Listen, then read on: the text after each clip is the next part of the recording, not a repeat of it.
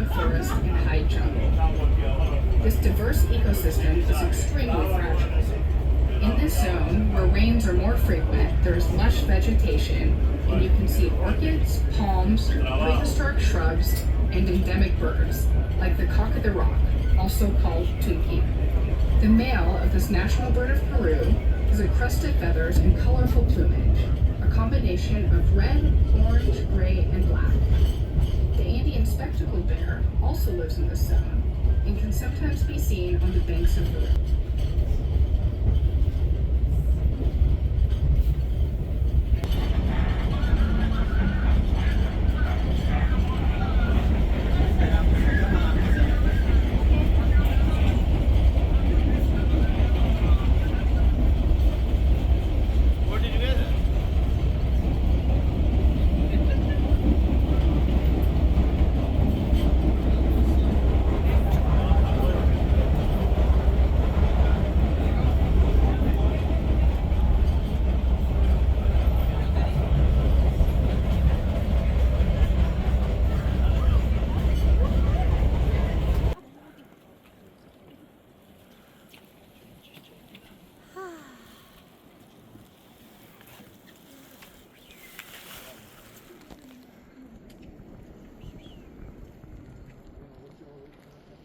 7,500 feet.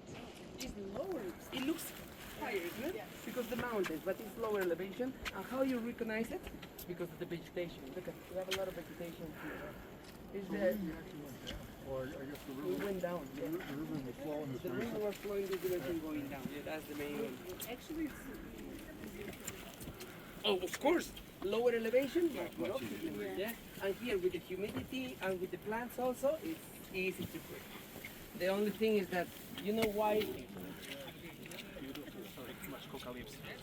Vamos, polaco, epa. Uno, dos, tres. One more picture, and there we go. I took 20 pictures. Gracias. So many. Thank So you. many. Out of the way. Good. Perfecto. Uno, dos y tres. One, two. Excellent. Thank you. Uno. Perfect. Perfecto. Muy bien. The strong boy. Polaco. Yeah, man. Where's the beer? I'm patient. After that, your price will be a nice beer, right? ah, okay. We will go that direction, darling, but let me give you a general information here before we go. Right? Very good. I am in a cinco cerveza.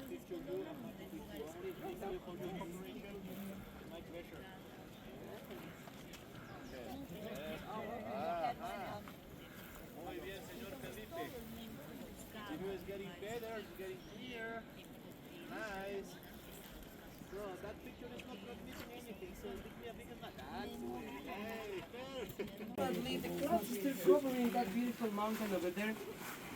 Maybe, my friends, you are thinking, what is the name of that mountain? That's Machu Picchu mountain? No, the one that is covered with the clouds. This is the Huayna Picchu mountain. It means the giant mountain. Yes? That's the one. And there are people who climb all the way to the top. They need special tickets. And they have to go in approximately 2 hours all the way to the top. Out there, we have also Inca structures, my friends. Yes? So if you would like to visit the whole Machu Picchu area, you need 5 days in total. Yeah, you got the entrance of the Inca trail hikers, that's one attraction. The mountain here, which is the Huayna Picchu mountain. That mountain over there, can you see that mountain behind? That is the Machu Picchu mountain, my friends. Yes? It takes 3 hours and a half to reach to the top. Right? And then you have to visit the Inca bridge, which is all the way behind in 2 hours and a half hiking. Our friends that they decided to walk, they're gonna go by that house. Can you see the house up there? They have to go all the way up there, yes? So it takes approximately 20-25 minutes to do it in total.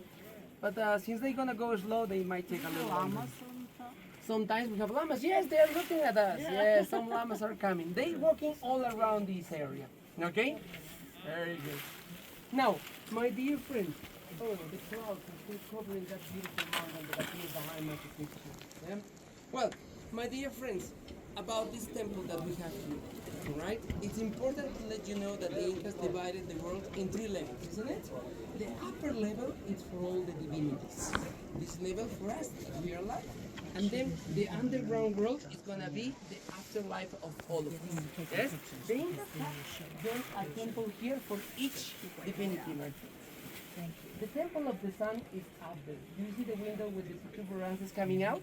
That's representing the upper temple, all right? Then the temple of Mother Earth. I told you this is the underground temple.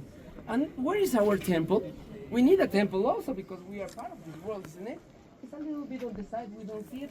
The main fountain is coming out from that area, all right? So we have up, middle, and down, all right?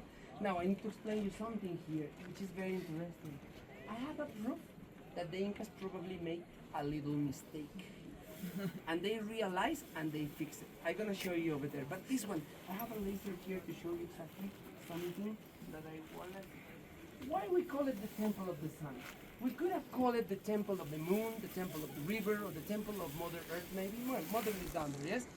But this window has to do something. Can you see my pointing? Yeah. This window and the four protrusions here, they are working on something very important. This window is with exactly alineation of the June 21st solstice, right?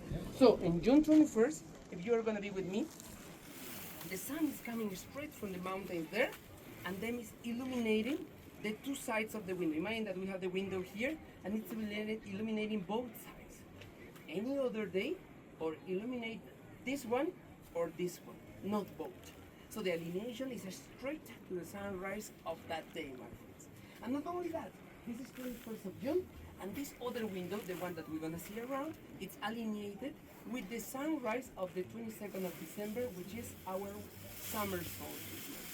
So that's why we named it the Temple of the Sun, because they have the perfect alineation, right? Let's go, let me show you this one, my friends. It's gonna be interesting. Sounds like one up top too. Go ahead. Okay.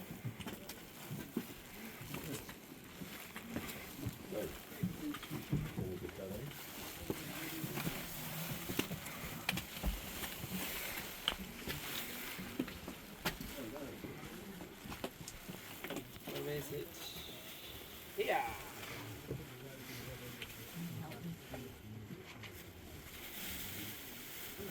Okay, just to give you an idea, when Hiram Bingham, the American professor, came here, my friends, he took some pictures, right? They are black and white, of course, but you're gonna see how thick is the vegetation, my friends, yeah? So that's why he couldn't see anything of Machu Picchu. This is how thick was Machu Picchu, buddy, without proper cleaning of this area, yeah? It was covered all with vegetation. Yes. You see it? It was all covered with the vegetation. So actually, we are thinking, my friends, that many of the damage created here in Machu Picchu, unfortunately, is being done while they try to clean all these areas, right? So what happened when they tried to clean? They chopped down the trees that they were growing, and when they collapse, they break many of the walls, right?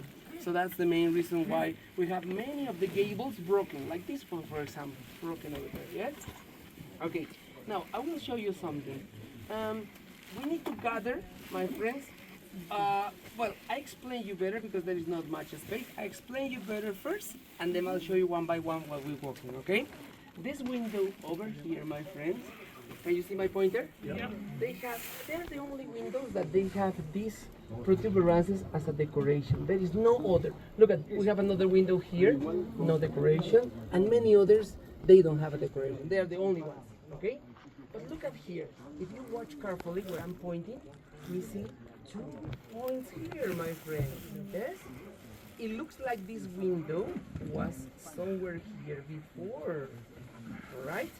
So, what we guessing, my friends? We're guessing that maybe the Incas, they were building the construction, aiming to that direction, and when the sun came, okay, a little bit of space, my friends, people is passing by on the side, both sides, please. People is passing by, thank you, thank you. There you go, perfect. So now, so I was saying, when they realized, my friends, when it was finished building, they realized the sun was coming from a little side. So they needed to move that one, okay? So that's why we have these protuberances. Again, my pointer, my friends, over here. That's proof number one. But the second proof is also consistent. If you look a little bit lower, my friends, you will be able to see it. Okay, can you see my pointer? Yes, it's going down, and we see in the rock some carvings in the bottom part. So those carvings that you're gonna see over there, I'm gonna re-show you that when we're gonna pass by. Probably they were having the staircase going, and the entrance to the Temple of the Sun was a little bit on the side. But since they have to move all this, they renew it. Yes, they have to build a new one. And now, guess what happened with the architect who made the mistake? Maybe, yes, but this is showing that the Incas were having mistakes, and they need to do and redo the things in order to reach to the perfection what they have found. Okay? We're gonna one by one passing by, right? These are the ones, lovely, look at this. The gaps that they were probably having the entrance here, yeah? And the mistake, also here, look at the protuberances. Yeah? Or any structure, they're gonna excavate all the way to the bedrock, and they're gonna put huge rocks in order to keep this area very steady. And it's right behind you, my friends, how they make this one. This terrace, it's for the structural. Look at what they have done up there also. Yes, it's structural. And then after is when they build the houses. Yes? What about this one? This is for decoration. Well, of course it's working very nice, but it's for decoration. Yes? This one, my friends, this wall, as you can see perfectly, with no mortar in between, they are looking like they are not having any connection in between, but they have. All right? Now, please, Alex and Candido, come over here. So I'm gonna show you something that you're gonna be able to see it. So stay over there. Where is it? Where is my rock? My rock is looking. Here is my rock. Okay? Yes, almost. So everybody, come closer, please. I'm not gonna bite. I promise. I took a shower this morning. Yes, I did. I'm not that bad. And you see the rock here, my friends? Please have a look. This rock right here, it's having an extra level, one a little up and one a little low. All right, come over here, Lorraine, please. Thank you. Alex, can you see the rock? A little bit up and a little bit low. Here also, a little bit up here. What are those rocks doing, my friends? They are tying the wall, yes, like a puzzle, my friends. So when the earthquake is gonna come, they're not gonna shuffle in between, they're gonna move like one single structure. That's why, look at this wall is being built probably in 1300s. We are 2025 and nothing happened to the wall. You cannot even put a human hair in between the rocks. That's the perfect job that the Incas have done. By the way, the rock that we have here is granite, my friends, the white granite. Yesterday, in Ollantaytambo, pink granite. This time, the white granite, right? You claim it's going to be white? I mean, like, this is the way how they call it. Look at this. Okay. That's why they call it white, yes?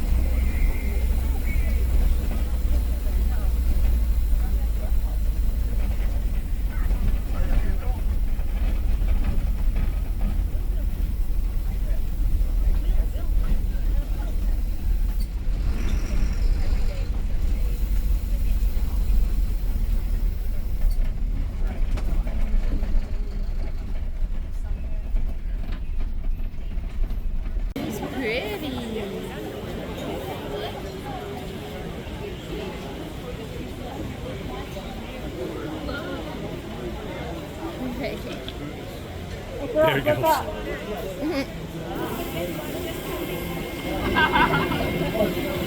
Another one.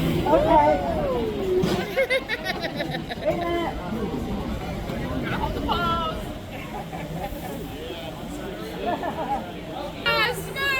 Mas louco. Can I pet that dog? Oh, you got a kiss.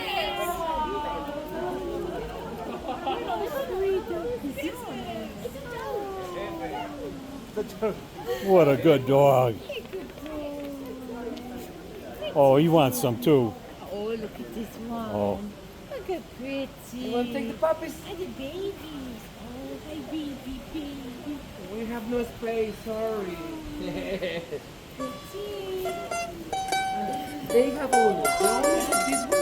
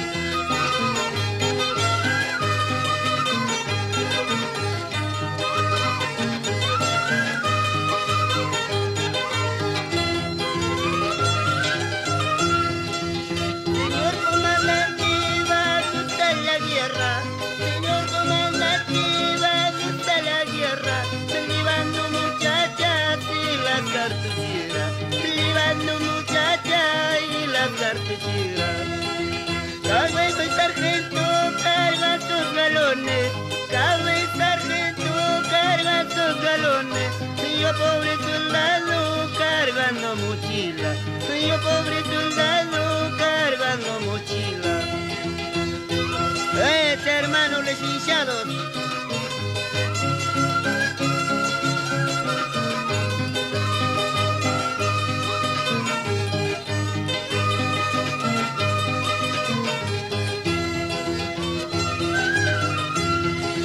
Este tío Charlie tomando cerveza, este tío Charlie tomando cerveza, yo pobre soldado tomando agüita, yo pobre soldado tomando agüita. Por copata mata, cornita bacamo, por copata mata, cornita tucamo, como soldadito tú sunita tiene, como soldadito tú sunita tiene.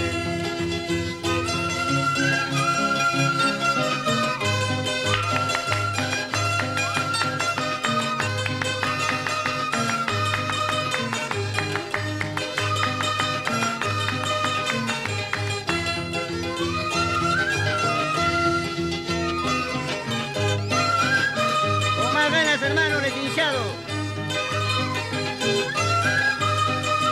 gracias soldados.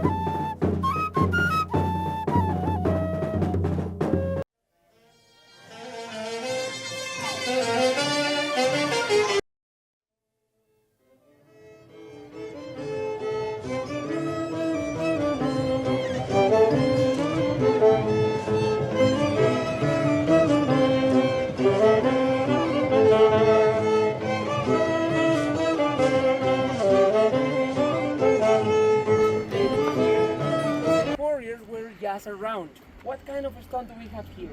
In Ollantaytambo and Machu Picchu, we were having granite. Here, we have limestone. Limestone is much softer than granite. However, it's still a rock, yeah? Really hard, my friends. So how the Incas are gonna do the cuts? So probably we're thinking, Alejandro, how they break it for the warriors? They're gonna dig a hole. Can you see it? This rock is original, my friends. They dig these little holes here. Yes? All along in one straight line. Then they put the dry wood and then they put some water on it. The dry wood will expand and it's how they're gonna break it. Then with rollers, they're gonna bring them all the way where is the final position. And then once this is in position, it's when they're gonna carve it with the proper shape. They're not gonna carve it before, because what if they carve it and in the process of transportation it gets broken? So that's why they really needed to do it when it's before they place it, right? Very good. We're gonna see all this beautiful formation. Let's go first by the llamas and they might explain you better about them, okay? Vamos, these llamas are waiting for us. Be aware that some of them might spit, my friend, yes? There you go. Which one? No. It's a camel's family, guys. What you were saying? 1 meter. No worries, we will go there. Let's go with our train. If it starts raining, they're gonna move away.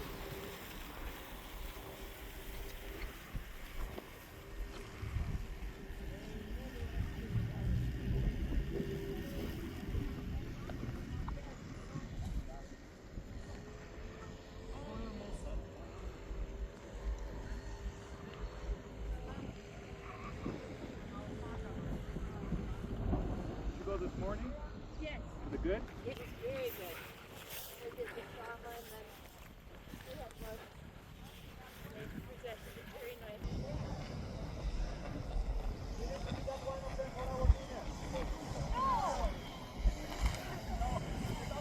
They're friends! Friends only!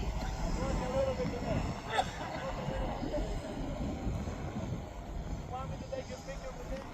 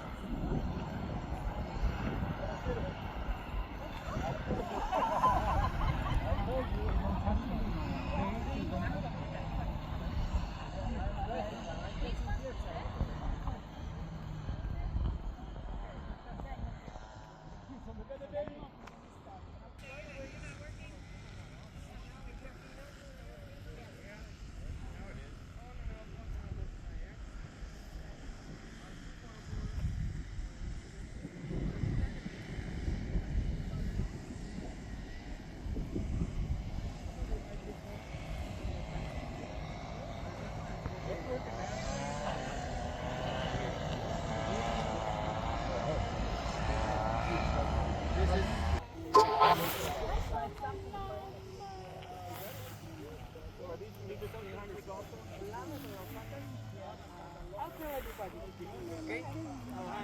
So, ladies and gentlemen, Alejandro.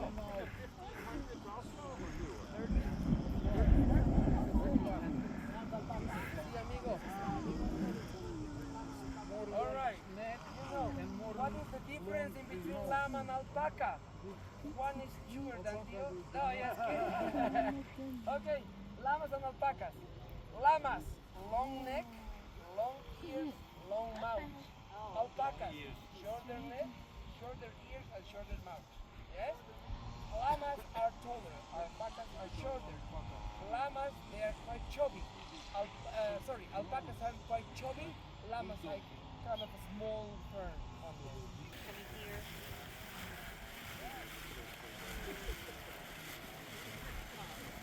So you felt it something. Oh yeah.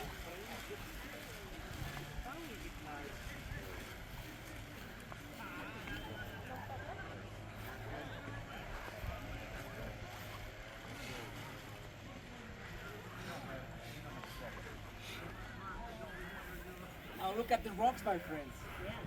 Comparison with a person, they are huge. How the Incas were able to move such a huge rocks? From where they get it? How heavy they are? Probably you're asking. Darling? It grows legs. Yes, they grow legs, like I said on my story, isn't it? All right, my dear friends, the quarries of this kind of limestone, my friends, it was right here in this plateau. The scholars are guessing that all this area was a rocky outcrop, the one that the Incas little by little carved it and placed it here using rollers as a wheels in order to place them here. Little by ramps, long ramps, they were going all the way after. One proof that we have that the Incas have done it with their hands, let me see if I can see it here. See, you didn't tell Inca didn't have a wheel. They didn't have a wheel, they were having rollers. What is a wheel? Well, it's a wheel technically, yes, but they were having rollers. Yeah? But they did never use it for transportation for people, for example, or building cars. This will be the one that they made it in purpose, a little slot here, in order to put the wood that they're gonna help them to push it and keep it stable. If you notice, many of them, they have it, especially on the upper part, my friend. Yes? Now, how heavy they are? They are going from the 5 tons all the way to the 120 tons, my friends. Which one is the heaviest stone? Is located over there. No worries, we're gonna go and have a picture with that stone, yes? With the tallest one, which is 18 feet tall, which is that the one that appeared in the corner. No worries, we're gonna be closer over there. And now, how come the Incas built it? What's the meaning of that? The Incas, my friends, were having different divinities, yes? They were having the sun, the moon, the mountains, and an important divinity for them, it was called Illapa. That is the sound of Illapa. Illapa means lightning, the energy. So how the lightning comes? It doesn't come like zigzag shape, isn't it? That's why all these structure have the zigzag shape. We have 3 levels of zigzag shape. This was the temple dedicated to the Illapa god. According to our beliefs, my friends, if you don't worship Illapa, then the rain wouldn't come as a rain, my friends. The rain will come as an ice, hail, the one that destroyed the crops. So that's why every time they heard, they were praying, please Illapa, don't bring hail, only rain is okay. So since they were an agricultural culture, they needed to have a lot of rain, no hail. Yet the worst that can happen to them is hail, and also when the temperature drops down too much during the night, the plants, they get destroyed. So that's why they were having these divinities. Now, 3 levels again. Remember the 3 Andean walls of the Incas? That's very important. That's why number 3 is the most important for us. That's why I need to let you know this. When the Catholic religion came and they were talking about Trinity, the Father, the Son, and the Holy Spirit, they said number 3. We have something similar here, yes? Up here and down. So that's why they were attached to the religion without the problems, yes? One thing to tell you, how many earthquakes did we have reported here? The first one is being reported by the Incas, all right? In 1350s, 1370s approximately, okay? The second one is being reported by the Spaniards exactly in 1560s, all right? Oh, sorry, in 1650s. And the last one is being reported by our modern time in 1950s, my friends. This last earthquake, my friends, destroyed the whole Cusco area, all right? Many of the huge buildings and the tower of the churches fell down, all right? So after those 3 huge earthquakes, my friends, look at what happened to the wall. Nothing, my friends. Even the Spaniards, they were trying to destroy this wall. They couldn't because it's massive rocks, my friends. That's why they leave it here. And what is going to be the excuse? Well, what excuse, Alejandro? What are you talking about? When the Spaniards came to this area, they were accusing our people in order to apoderate of the land of our people. They were saying the Incan people is savage people. They are cannibals. They are not civilized at all. So if you're going to say that about one tribe or cultural people, how you explain they are able to do such a thing? Don't you need technology? Don't you need proper organization to do such a thing? So that's why the Spaniards, they realized, if we're gonna say that the Incas have done this, them they're not gonna believe us that they are savage people. So what they have done, they accuse them that they believe in evil. Yes, they believe in demons.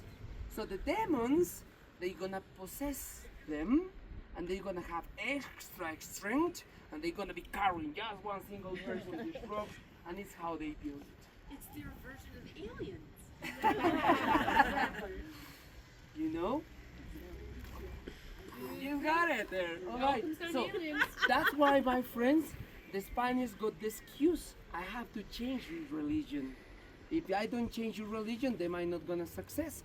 That's the reason why the Spaniards were having more than 20 churches just by the center area, my friends, in order to give or teach the new religion, because they were accusing them that they were worshipping the demons, right?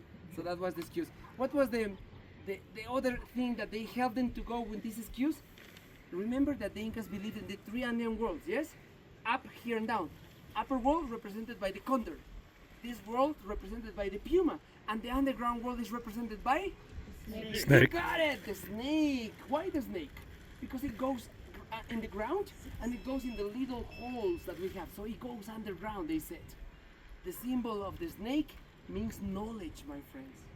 And in certain places where they were doing some investigation, the Incas were carving little snakes on the stone. And they said, for the Catholic religion, the snake is the symbol of evil. Yes? So that's why they said, we have to change the religion. Right? That was the excuse, man. Okay? The destruction is not being done only by the Spaniards. The Peruvian people, we did it. Even myself, I did it. I was coming here to play soccer when I was 11 years old, man. Leo, did you play soccer here with your friends? We were coming for a picnic here, my friends. We didn't have rangers. We never got this cord, my friends, protecting the rocks here. Never. So we were coming here, sitting down, eating, playing, and That was the goal. No. I went with my friends. The smaller rocks are over there. I was taking the rocks and making the goals with the Inca.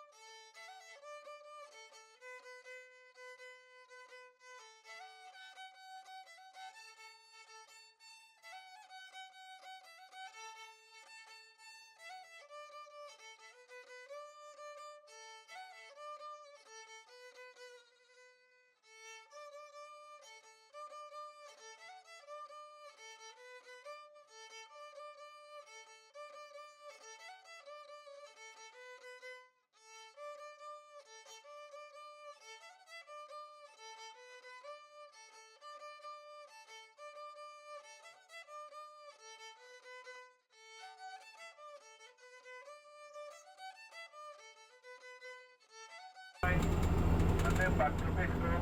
Your group for the British Officer Captain Daniel Pereira and the first officer Miguel. This aircraft is a Cessna and Caravan. We have 4 emergency exits, 2 at the front and 3 at the back. In about 35 minutes we're going to arrive to the Nazca line. Please keep the seatbelt fastened for the flight and enjoy the beautiful flight. Thank you so much.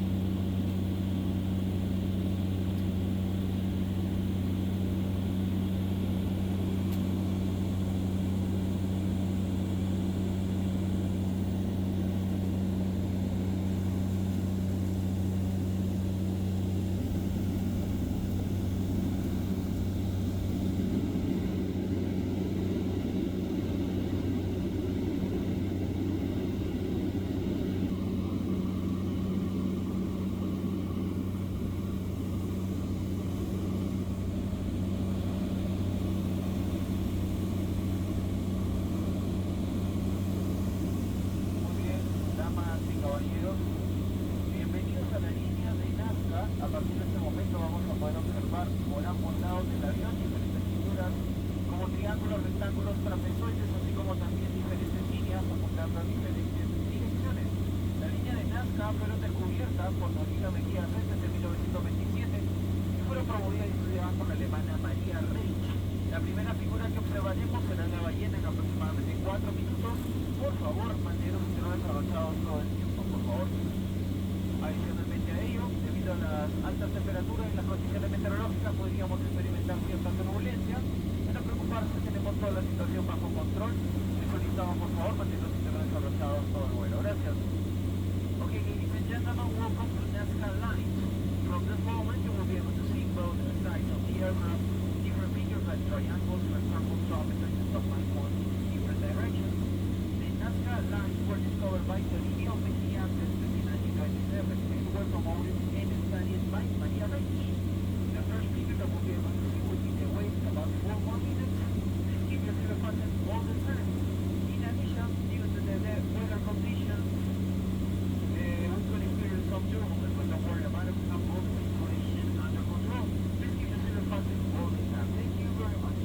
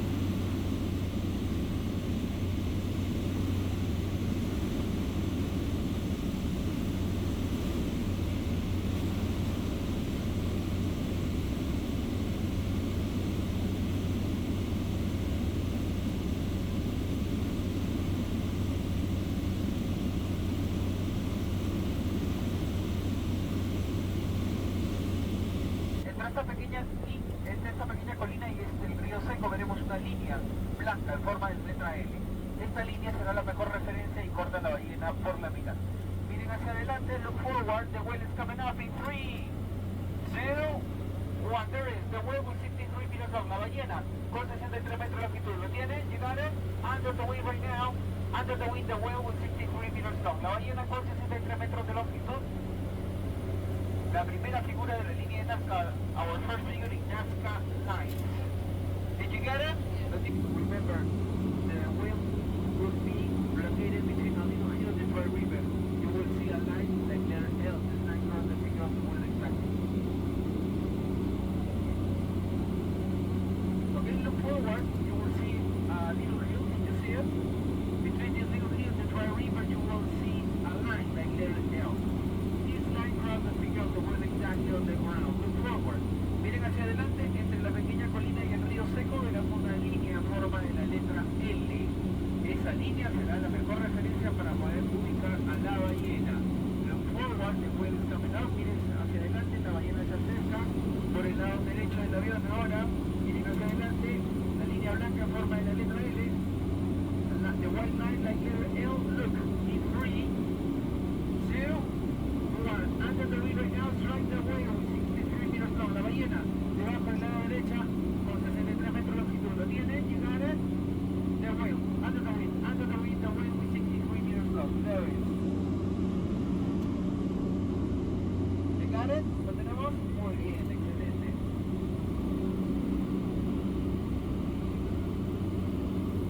All on the ground. Another triangle on the right side. Tenemos ahí otro triángulo apuntando hacia la autopista. Now on the right side you will triangle pointing to the right. Ok, preparémonos ahora por el lado izquierdo del avión porque observaremos dos grandes trapezoides en forma de ritmos cruzados.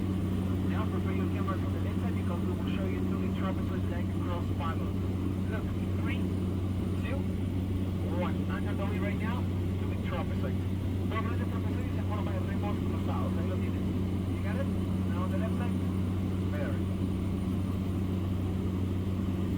Ok, damas y caballeros, ahora por el lado derecho del avión observaremos el gran compás, que es la figura de un gran trapezoide en el centro sobre el terreno, y en la punta del trapezoide veremos tres líneas apuntando en diferentes direcciones. Toda esta figura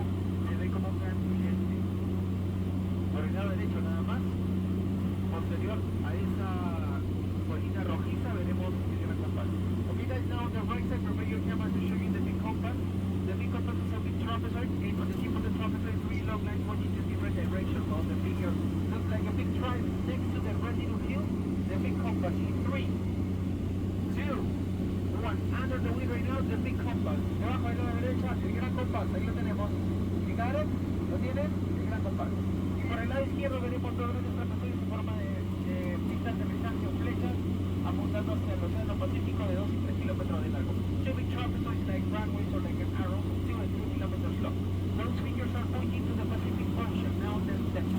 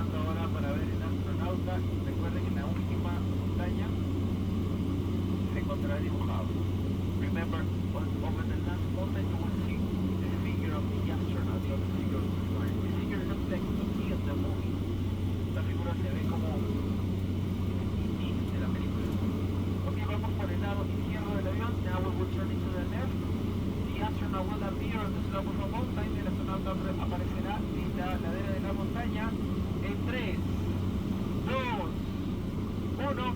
Digámosle al astronauta como no somos. Say hi to the astronaut with big eyes. You got it? Under the wing right now. Yeah, there it is. The oldest figure of the Nazca line. Fantastic.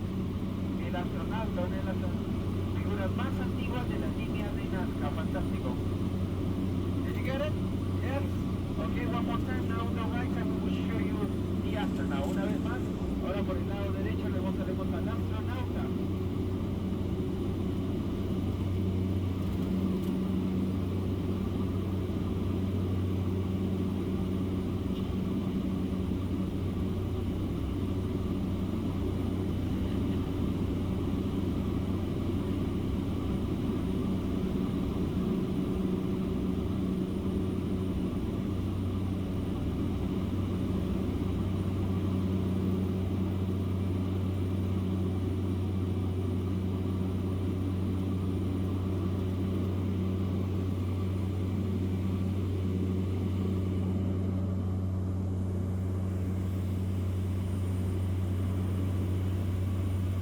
On the right side, the astronaut will appear again on the slope of a mountain, remember. Damas y caballeros, por el lado derecho nos estamos acercando hacia el astronauta nuevamente, miren hacia adelante. El astronauta se acerca, the astronaut will appear in 3, 2, 1. Say hi to the astronaut with big eyes on the right side. ¿Lo tienen? You got it? El astronauta con grandes ojos, como saludando dando la bienvenida a la línea de Nazca. You got it? ¿Lo tienen? Muy bien, excelente.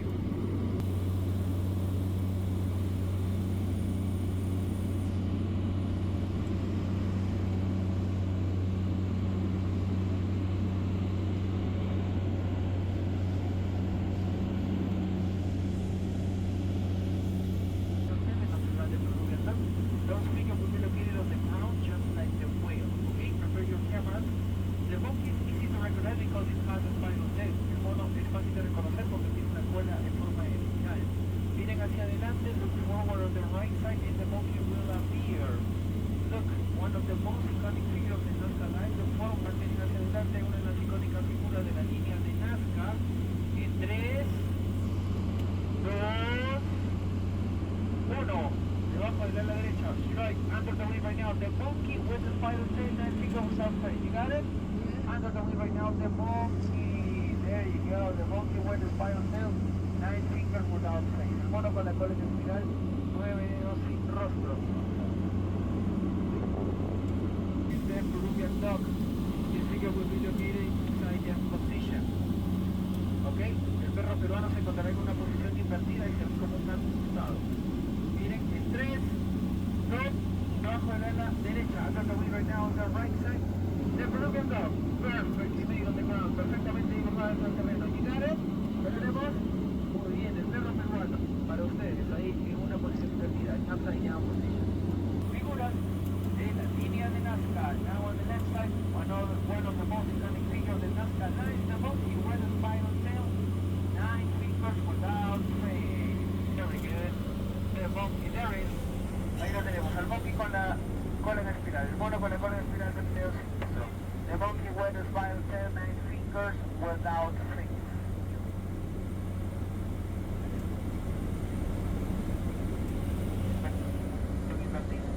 Gato asustado. Me estoy refiriendo al hermoso colibrí. Esta figura colina pequeña. Another iconic figure of the Nazca line about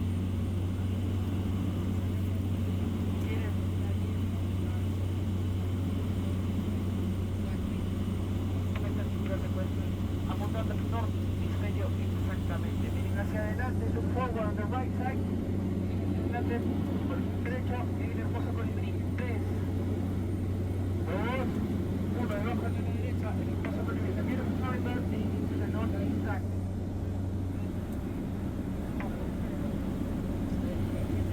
Debajo de la izquierda, ahí lo tienen, el colibrí. The beautiful hummingbird aiming to the north exactly, as you can see. Now on the left side, beautiful. Muy, y la veremos perfectamente dibujada sobre el terreno. Como es adicionalmente a ello, veremos que esta figura se parece hoy muy similar a la cola del mono.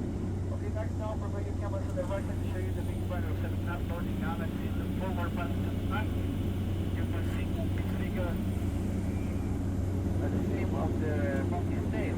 Okay, prepare your cameras on the right side and the big spider of 7 up is coming up. 3, 2, 1. Look forward. Under the wheel right now, the big spider is coming up. Debajo de la derecha y gran espiral de 7 vueltas. Perfecto. Continuamos por el lado derecho. Esta siguiente figura será la araña paralelo al gran trapezoide. Our next figure will be the spider parallel to the big rectangle. The spider symbol of perfection of the chapter 3, 2, 1. The spider, under the wheel right now. La ballena, la araña debajo de la derecha. You will see the condor gigantes. En la esquina del gran trapezoide observaremos al cóndor, el rey de los Andes. Ahí lo tienen, debajo de la derecha, under the wheel right now. You will see the condor gigantes here. In another corner of the trapezoid, you will see the sea flag. En la otra esquina del trapezoide veremos a la planta marina. Ahí la tienen. La planta marina debajo de la derecha. Under the wheel right now, the right side, the sea flag. Ok, continuamos por el lado derecho. Ahora vamos a hacer un viraje por el lado izquierdo, a ver, de 7 vueltas. Now we will spiral of 7 claps. Now on the left, con la sala de desplegada. Ok, our next figure will be the zipline first, and now our next figure, the condor. The zipline and the condor in the corner of this big rectangle. En la esquina del gran trapezoide veremos primero la planta marina en 3, 2, 1. La planta marina, the zipline, the first corner. In another corner, the condor gigantes. En la otra esquina tendremos al gran cóndor, el rey de los Andes, debajo de la izquierda. Under the wheel right now on the left side, the condor, a huge figure. Enorme figura del cóndor. Continuamos por el lado izquierdo del front. Esta siguiente figura será la araña de la cultura Nazca. The spider symbol of perfection of also look forward the spider. Izquierdo, y el símbolo de perfección de la cultura Nazca. Ok, damas y caballeros, vamos a mirar por el lado derecho para poder observar. Mirad que el cuello en zigzag y posteriormente el the right side, you will see the Alcatraz with zigzag link. And by the Alcatraz, you will see the Vatican with the guys. 3, 2, 1. This is the Alcatraz with zigzag link, or the Heronberg with zigzag link. Prior to the Heronberg, the Vatican with the guys. El Alcatraz con el cuello zigzag, paralelamente está el pelícano con grandes ojos debajo de la derecha. Under the window on the right side. In our next figure will be the Paro, 290 meters long. Nuestra siguiente figura por el lado derecho será el oro papagayo con 219 metros de longitud. Debajo del ala derecha, under the window now, the Paro. Debajo del ala derecha, el oro. Continuamos por el lado derecho, cerca de la autopista verán dos torres. Alrededor de las torres, las manos, árbol y lagarto. Okay guys, close to the highway you will see the towers. Around those towers, the hills, the tree, the lizard.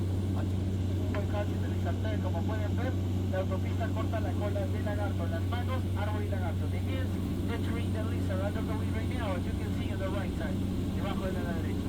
Miren hacia adelante y continuamos con el tour para poder observar la bella flor de Nazca. We continue on the right side, and our next figure will be the beautiful flower of Nazca. Miren hacia adelante, la bella flor de Nazca, en 3, 2, 1, debajo de la derecha, under the way right now on the right side, the beautiful flower. La bella flor debajo del ala derecha.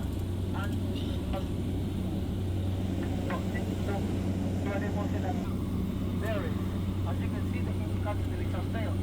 Una autopista corta la cola del lagarto, árbol y más. Ok, ahora sí.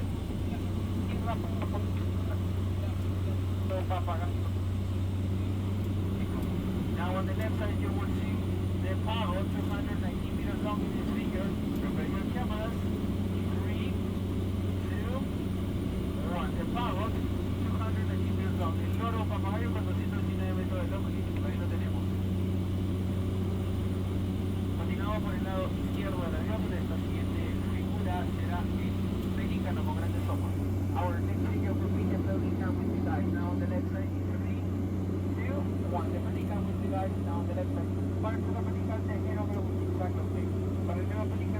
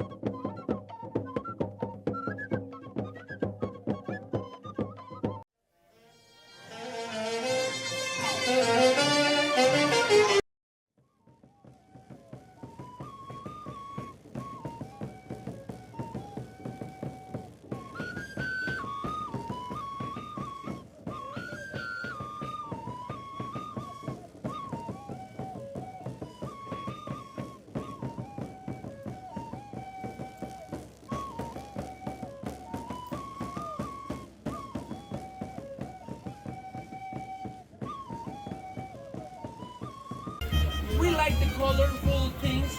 We like that this is the production time because it's raining. We have a lot of harvest, and we celebrate dancing and decorating our tree on that way.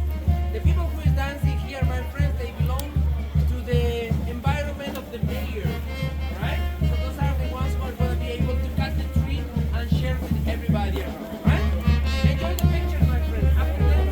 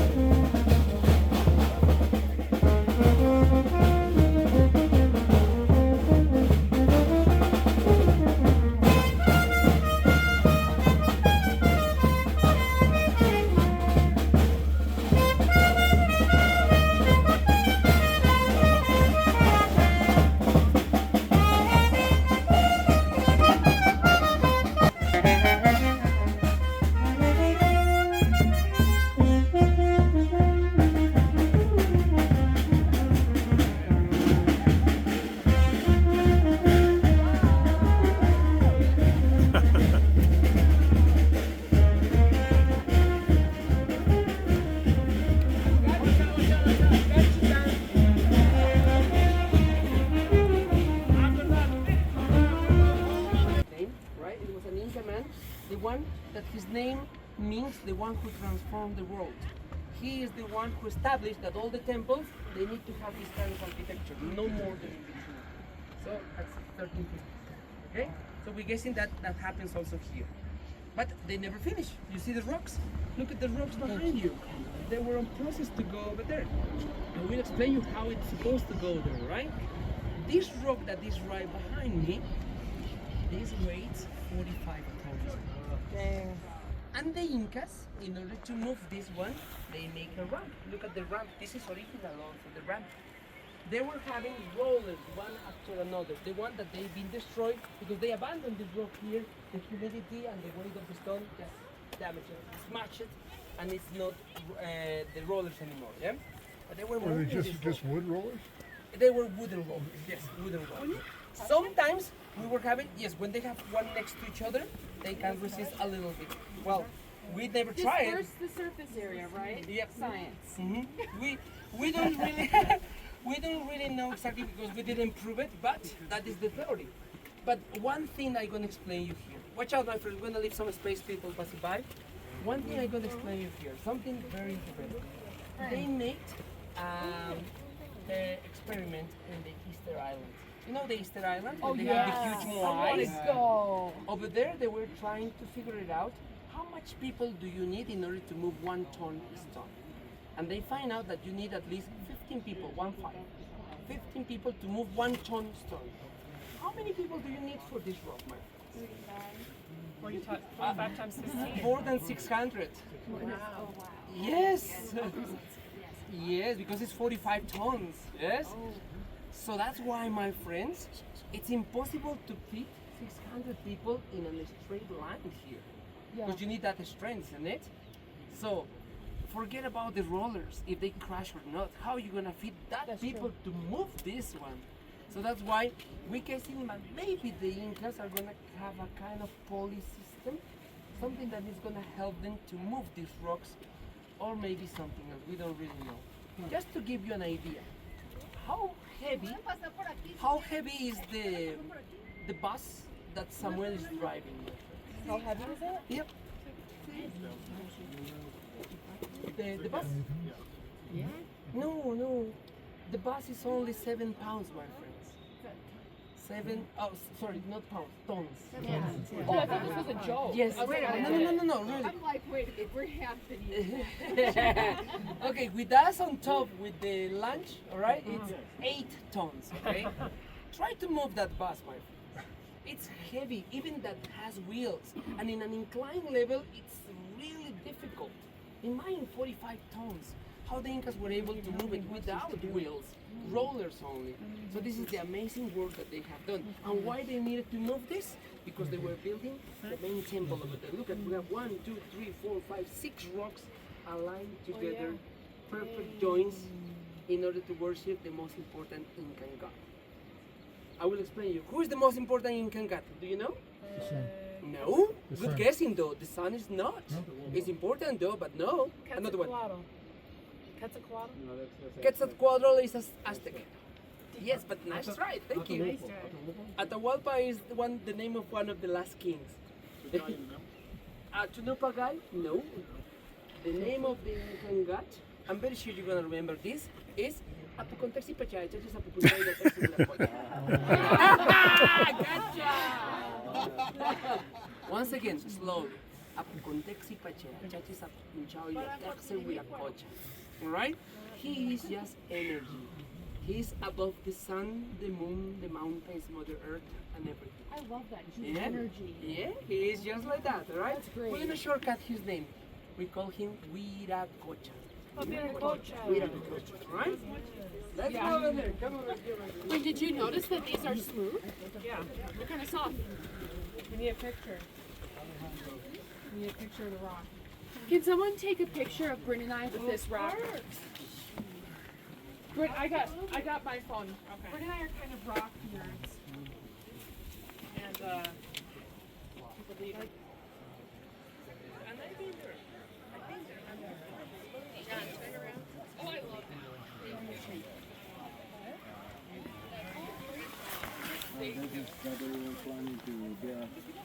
Use as a temple of the sun.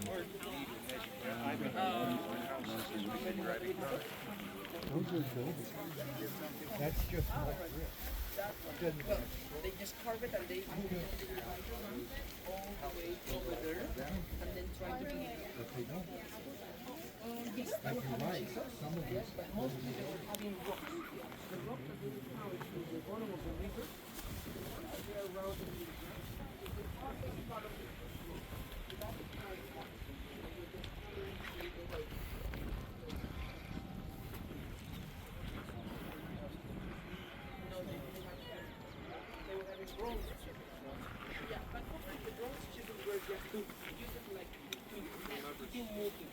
not to carve it.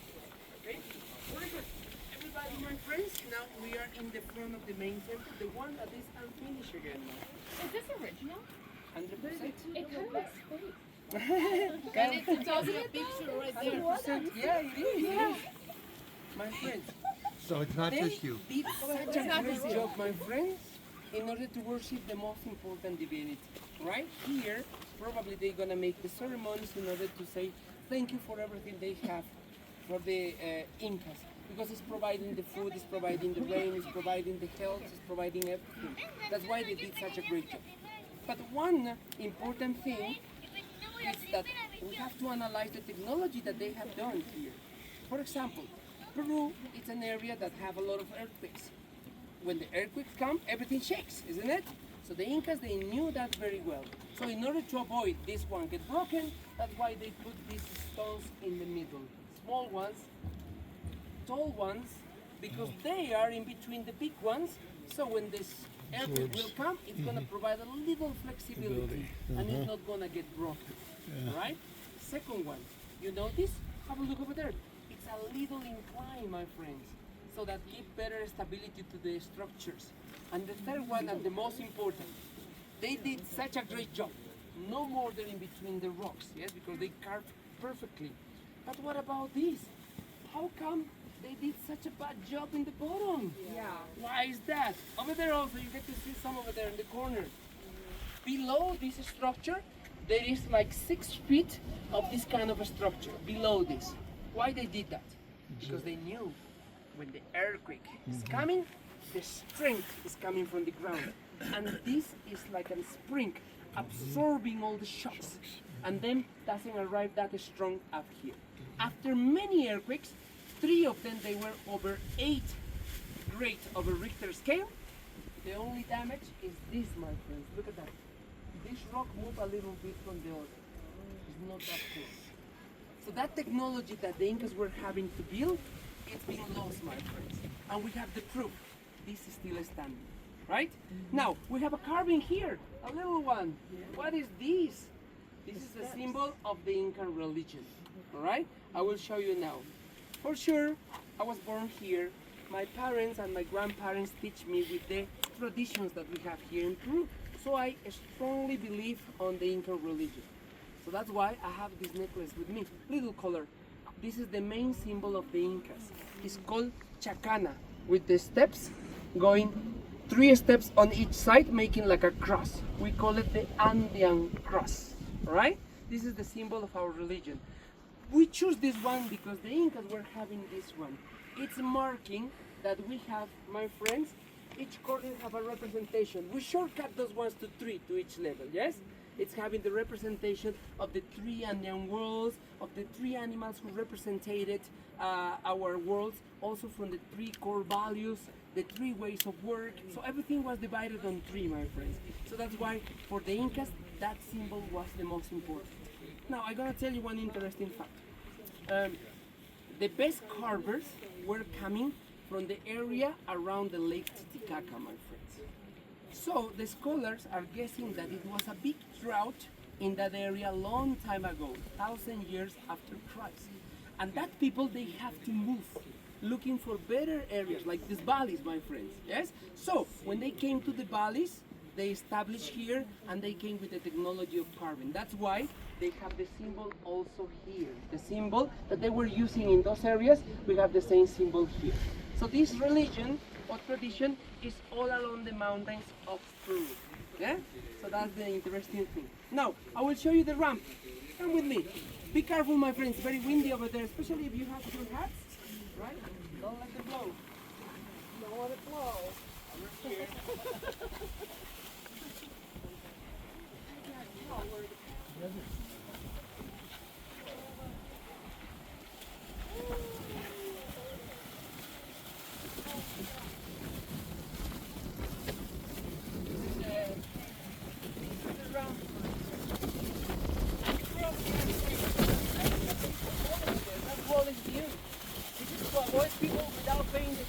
Come up here. But this ramp is going all the way down the straight to the valley, right? And then going up to the quarry, right? This is the ramp that the Incas have used because it comes all the way to the mountain, right?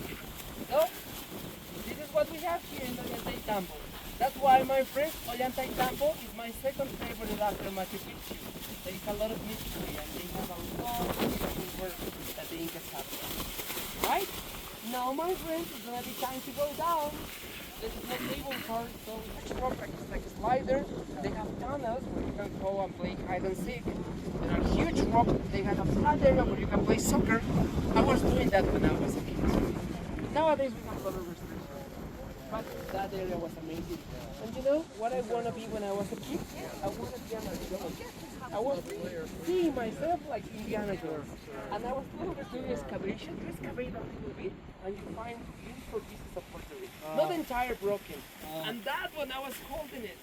Lamalex, and they're gonna walk wherever the Inca architect wanted them to go. I looked to my grandpa and I said, too much company, grandpa. But believe me, my friends, after he told me that, I was dreaming with it. I was trying to find always the way how the Incas were able to move such a great rocks. After I was reading so many books, my friends, I stick with my grandpa's story. I rather imagine that because the conventional history sometimes have so many holes on it that it's hard to believe. But I stick with my grandpa's story, and I just wanted to share that with you, my friends, to feel what I feel here, right? I really hope you enjoy here, my friends. It's time.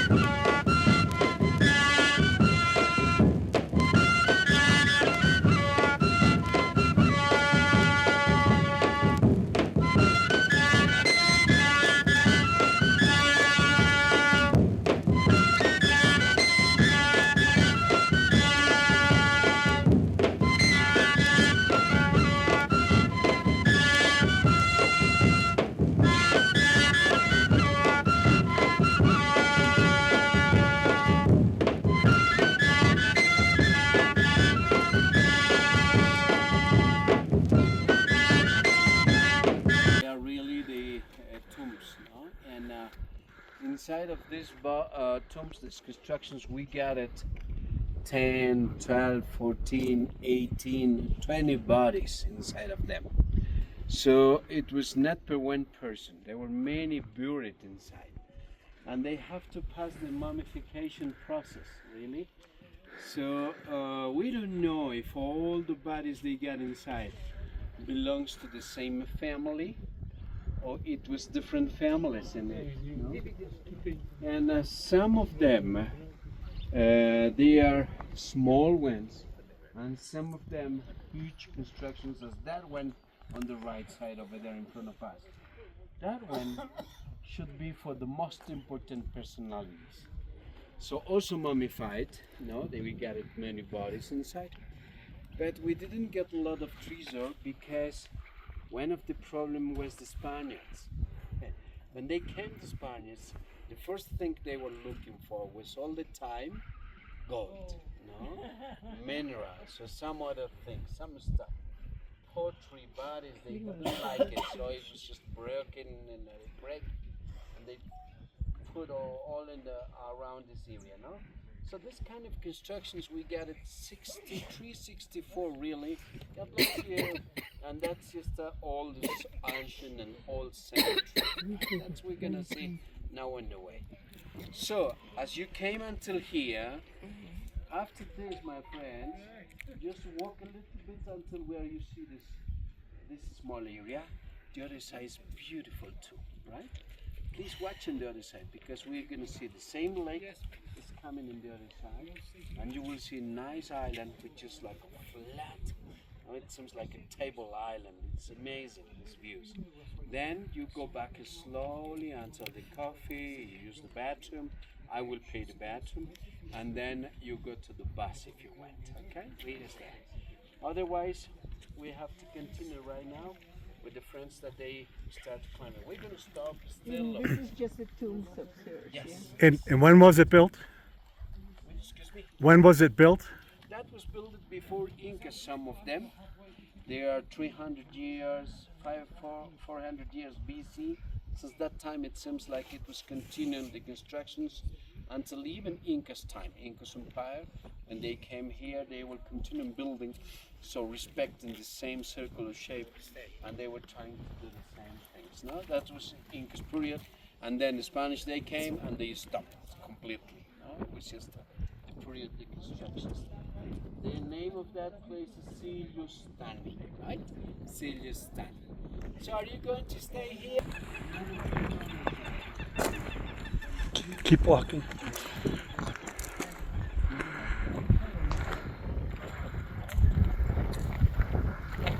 Platforms going into the water. Platforms they did in order to save production.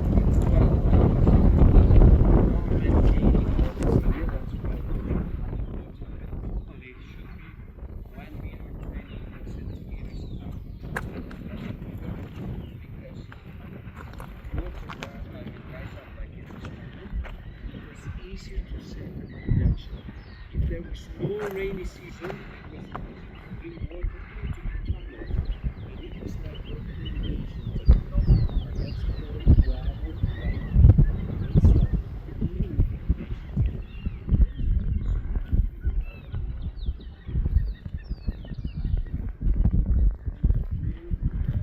in front of you can see one of the sand temples and the moon temple. Two ritual areas, ceremonial. Sorry. Maybe a holy place. And it seems like this sector where we see the same temple and the moon temple, they have to really match the sunrise position everywhere. That means every priest is really crawling around here, is looking for every day where it's taken. Makes this structure. And that's why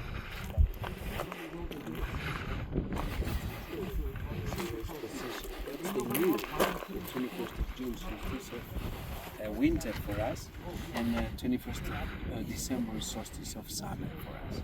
So even they did sacrifices you can understand at the moment it's very powerful to do this kind of ceremonial rituals, and they have to do it a couple of years and many other things. The moment is very important also for them, and not just in between, because the sun and the moon, it was like a representation of Hanahuacha, was the universe, the cosmos, and the present life here was Kaipacha, or the just the mother Pachamama as we call it, and Ukupacha underground. Why they respected the Ukupacha too? Because when they saw volcanic or some earthquakes coming, they said it comes from down. So it is something unknown for them, so it was something powerful. So they had to respect the reason how they have to do all the rituals to the underground, present life, and Hanahuacha. What kind of acknowledgements they really had in order to preserve the skin for many centuries after. Still today, if we get some mummies, we're gonna see the skin almost perfect. Or we can try to understand which kind of techniques they really have. How they have to give creams or something like that in order to protect this skin like this. For example, here is a photo for one mummy. Of course, it was wrapped by many blankets, many other stuff, and in order to preserve and closing inside of the tombs. This design belongs to 1600 years. One of the men who was Huamán Poma de Ayala. This man was a Peruvian, but the thing is he learned to write some little things in Spanish, but the main thing was making those, this and trying to tell us almost all the history of the grandparents, how they were telling him how was it. Here, for example, in Spanish of that time says Entierro de Collasuyos. Collasuyo was the name of the high plateau in Inca's time. Trying to show us how it's mummification process. Those two guys, they are making this mummification, this body, but inside of the tombs, like you can see the stones, they already have skulls and or bodies inside it. So trying to telling us how was this mummification process, how many days they took to make this kind of things. No, it was really ceremonial. If it was somebody dying at that moment, no, it's just to understand how far and how they started making this kind of designs. Please come up. Already we saw that it's really how the shape is very narrow and growing up on top like that. But one of the things, sometimes even for me, it's not easy. It's not logical. I mean, in my logic way. If you see, well, we don't see the first layer of the basement of that tomb. The size of the stones are very small. The second layer is larger. Third layer, fourth layer is larger. Until 57 layers, larger, larger, larger. I say, in my logic way, should be start a building with the biggest stones in the base and finish with small ones. Thinking in the, this is another thing that sometimes I say, they were really very good engineers. They knew mathematics because calculation of each size of the stones, how weight they have to do this construction. This is amazing. And this is just part of the things that sometimes really they take us out of our lives and out of our minds sometimes. How precision they really have to do. Well, the wrong way it was restored, it is just the middle, as you see the white concrete that has in between. It's just the concrete they put in order to preserve it, because before they didn't have concrete. It was just some mortar, some mud, some clay, something like that. But the real stones, as you can see, it was stone in stone, dry stone as well. No? It wasn't anything like no mortar, nothing like that. What was the restoration? Peruvians or Peruvians said. But they left this one in order to see us how was really inside of this unit. But the other thing, a little bit strange also, some holes in the stone. You see that like that? No? Yeah. We were thinking it was the male and female as this. But if we see here looking for the male, there is not the male. All of them are females. So, how was this function? Two females, if you want, coming as this. The union was inside to feed up. But the thing is, inside of this hole, we gathered mortar, like a clay, just inside. Outside is dry stone, just in the middle of that. Maybe it was another technical thing for them in order just to be much more lighter and the weight of the stones, and that's why probably they were just making this kind of things. But it is amazing also how they really did. No? This is one of the precision things that we can see here today. Right, now It's no mummies inside. no more mummies today. Here not. Over there not. In these ones they look for everything. But in the other small ones around, we still have. Bones really. I saw even personally. But I think some of the archaeologists, students, they come sometimes and they try to, I don't know if they are like thieves and try to get themselves. No? Yeah. Sometimes at night it's not really protection around. When was the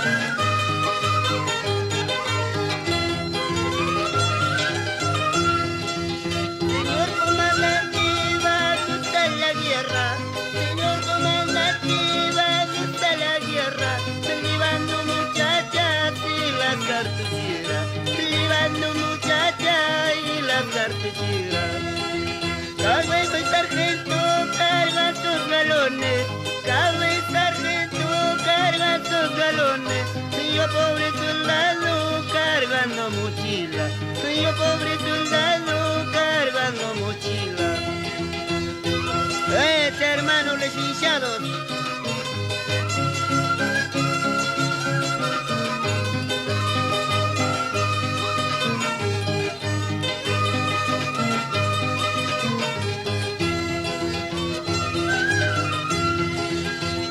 Yo Charlie tomando cerveza, yo Charlie tomando cerveza, yo pobre soldado tomando agüita, yo pobre soldado tomando agüita. Por Patamata, por Lita Huacamo, por Patamata, por Lita Tucamo, como soldadito tú solita tienes, como soldadito tú solita tienes.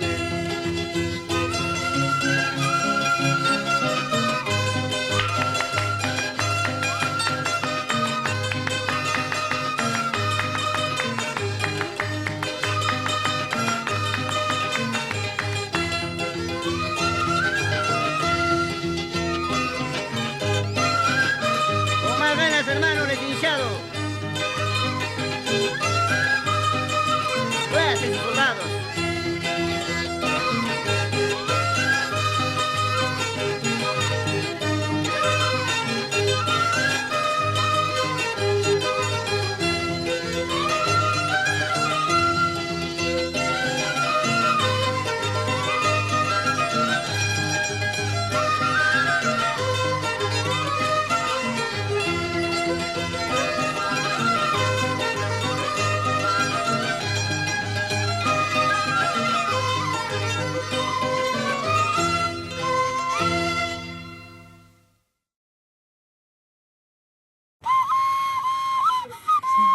quay tôn che gal thu này em man da ha mon dis quay tôn che lo khi che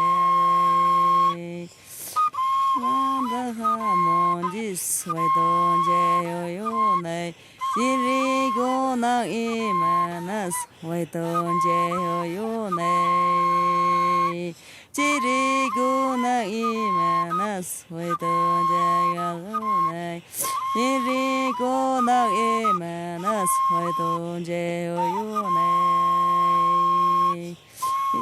Jirigo na emanas hoidon je oyone.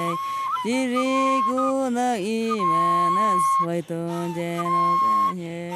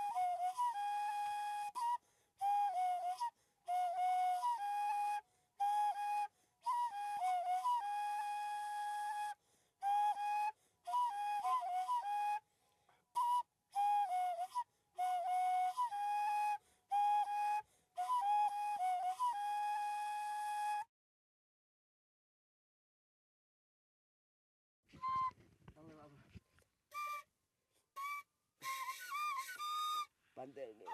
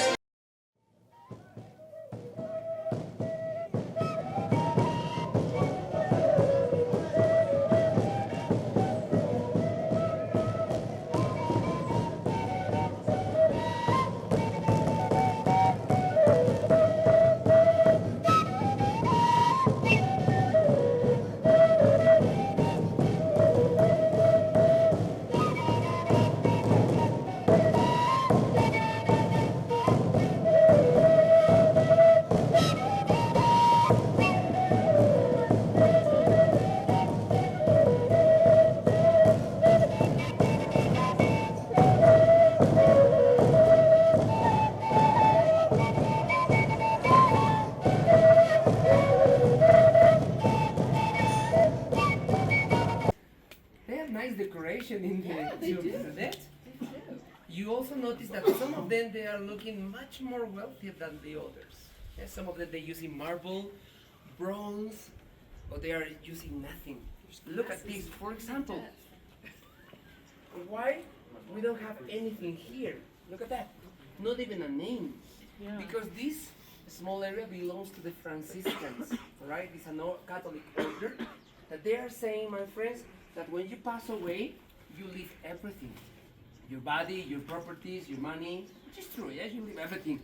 And your spirit will go.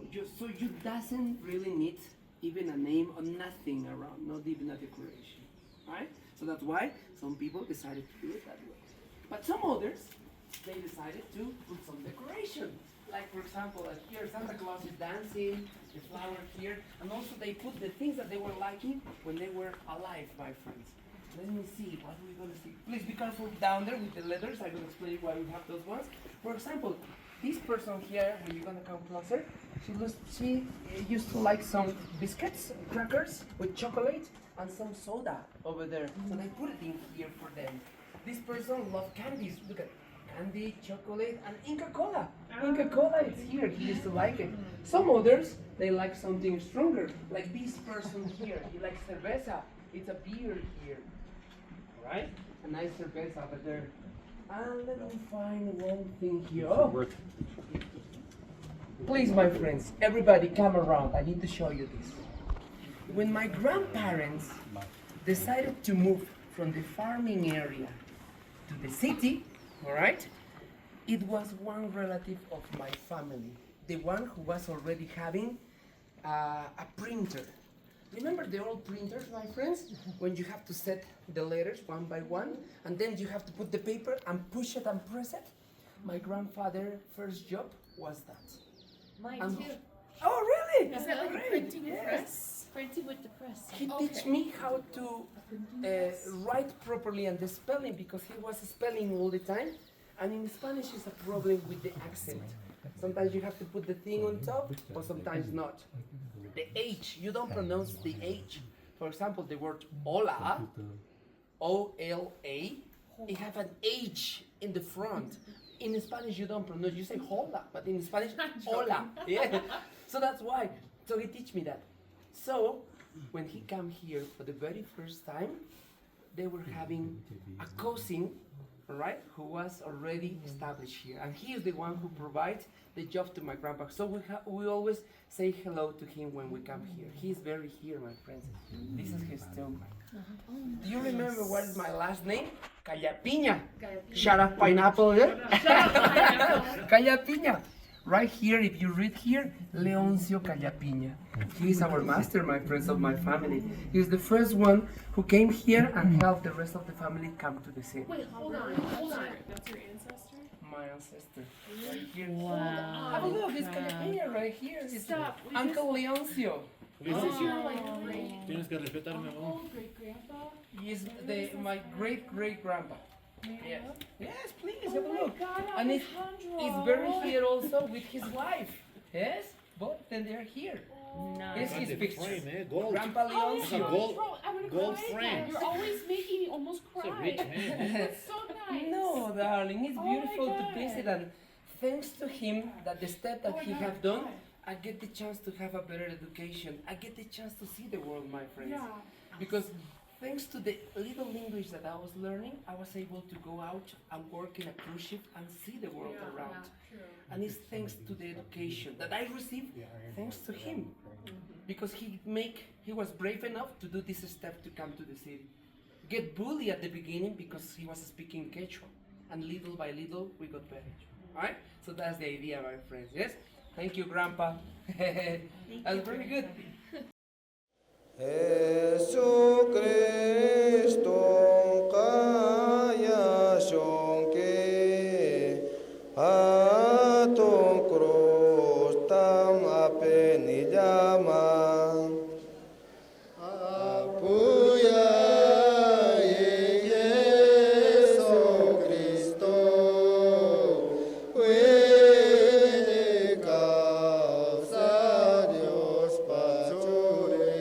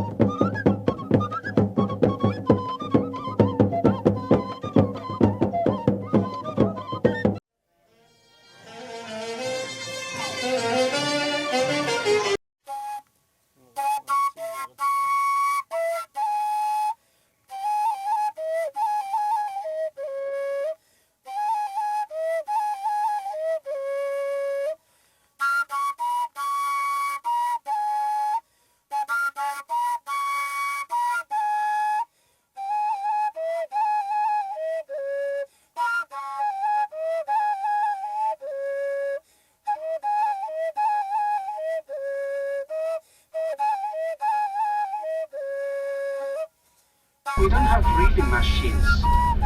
It is handmade, almost everything, even harvesting and everything is handmade. And well, the only thing we use in the flat sectors today is when we plow lands before starting. That should be between August and September with tractors. But the rest is handmade. It's just how we do it until harvesting time. And the other thing we have as production is becoming as a new thing all the time here, especially in this Aymara sector. They were really eating the famous tarwi. Tarwi is the lupinos, not lupins. In the last studies in Germany they did,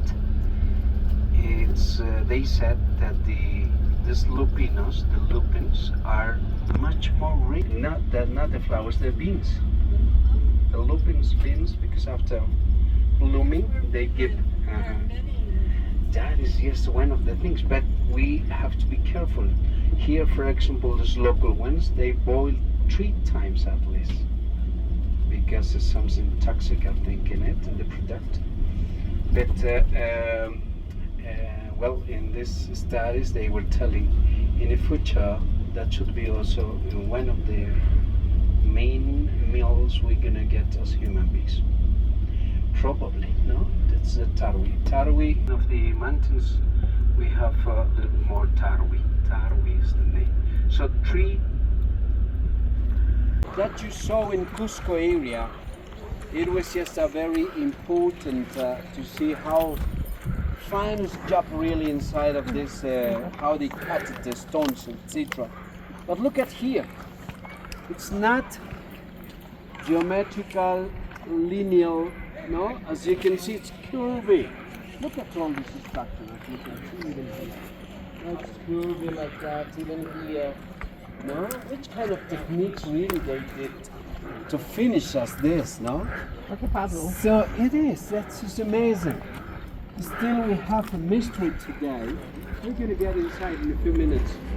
And the thing is that talking about these structures we see here, it seems like this kind of work was made it before Incas. It seems like it was the Tiwanaku, one of the huge civilizations we had in this high plateau. And they already, before them, the first job we can say, it was by Pucaras. No? The Pucara was one of the older civilizations also. So they had some strategical areas, like this sector where we are. It seems like we had many of them around here too, the walls like that. But the problem was when the Spanish they came. What happened when the Spanish they came here? They destroyed everything. They tried to really destroy this kind of stuff, and then they started building the church. One of the church we have just here, for example, is just that one.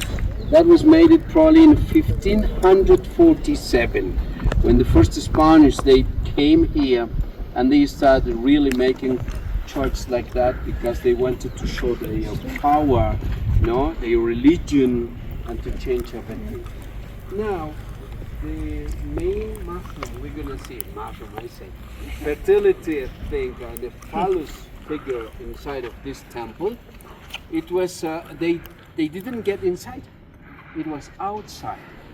We don't know exactly if this phallic shape was in some one of this area. It was probably destroyed by Spanish throw, or it was just because of some ritual thing they did, because they got this phallic thing in the 1940s, no? And the only structure we get like this one, and they decided to put inside. Since that time we called Temple of the Fertility. That's why we have this figure in the middle of this temple, this famous phallic figure inside of this. Smiling. No, they didn't. No, they didn't. It seems like they never did this kind of transition. We didn't hear in Peru, but I think that we have in some tribes in the rainforest in Peru still. in some sectors, in some tribes, not in all of them. It's just we get it. Then you will have time to make a nice picture. See the, no?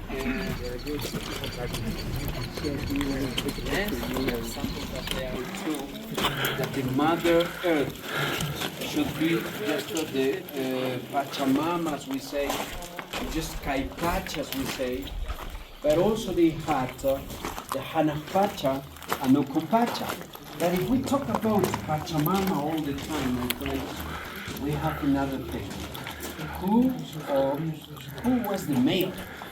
If we say all the time Mother Earth, Mother Earth, Mother Earth, but where is the male? So Teresa Gisborg, one of the anthropologists, she discovered one thing. Why our ancestors, they made it in the top of the hills some ritual places? No? Why they did this kind of things? Or they respected the highest mountains. They said, this is a holy place. It seems like they understood that the first contact with the rain, with the water, was on top of the mountains. Since that area comes like irrigation or fecundation by water. That was the main thing for them to understand a little bit how both they were thinking about the fecundation. So to make this kind of ritual things also probably later, they started carving this kind of figures like you can see. This was, when they gathered this was well, the countryside who gathered this, we gathered planted like that. It's like if you want, in a moment that they were making fecundation with the so it was for the production. This is just the reason why calling it. Have you been in the Museo Larco, some of you? You saw that? No, it's just part of the things they understood a little bit like this. That in this case, we are far from that sector, but they also had this kind of thing. So the belief was only thinking in fertility, in fecundation, to have more productions. No? But today, for example, well, this is something new, no? And some local people, countryside people, they come here to bring copper leaves, wine. They make some offerings even here. That's just for the fertility, for fecundation, to have more productions. Even if they don't have babies, they try to come to some ceremonies to bring here some offerings, and then they said, we're gonna have a baby. This is just beliefs. I think that's part of the things they have. No? And my friends, if you want to have, well, after this, I will finish with that. Once the Spanish they came here, our ancestors, the people who were building the church, for example, they tried to preserve some figures like you saw probably in Cusco area, snake and in some walls, or maybe sun, maybe moon, maybe puma. The figures like that. Here, I'm not sure. I am not saying that should be that. Look at on top of that bell tower. Is it the same figure as this or no? I don't know. I'm not sure. I've never been there. It seems like that.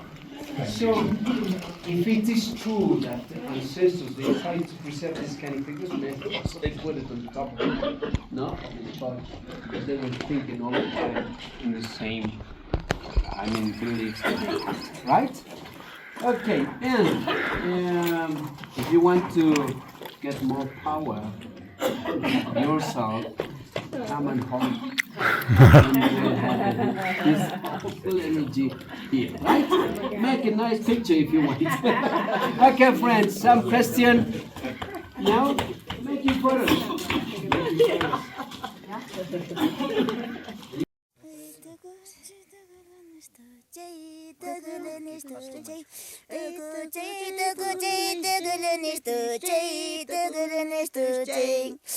Usiki punggupi mayabayannaika tagaraga pocong Kusiki punggupi mayabayannaika tagaraga pocong Dugu cai dugu cai dugulunis tu cai dugulunis tu cai dugu cai dungu cai dugulunis tu cai dugulunis tu cai Pe partant, my partant, c'est la Yugushenki, Tugulinistuchi, Bibiter, Mibiter, Yugushenki, Tugulinistuchi.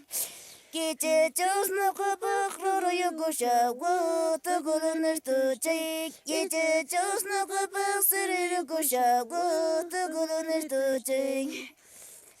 Wasiki pungupi maya bayaneka Tugulinistuchi. Kisiki pungupi maya bayaneka Tugulinistuchi. Echa chos no kubuk loro yugusha wo Tugulinistuchi. Kiche chos no kubuk siri yugusha wo Tugulinistuchi. Wasiki pungupi maya bayaneka Tugulinistuchi. Kisiki pungupi maya bayaneka Tugulinistuchi.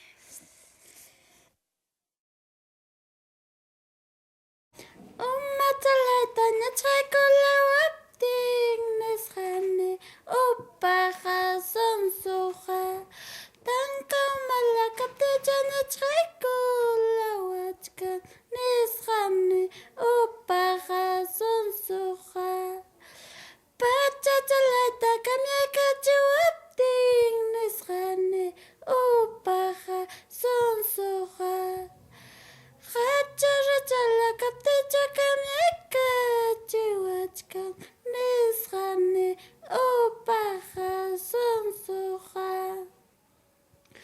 Iglesia la tapo secola wapting nisrane opaha sonsoha Domingo kaptecha mesama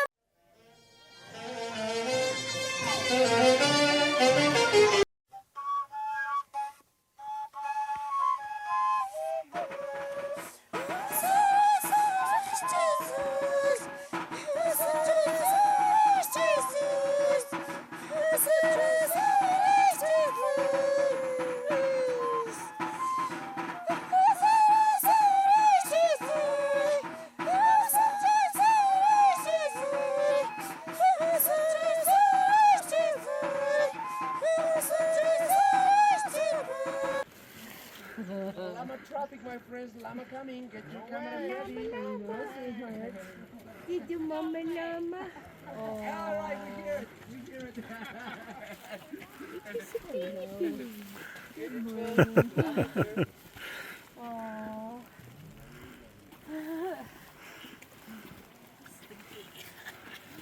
Boy, what a good job they had. Wander around here.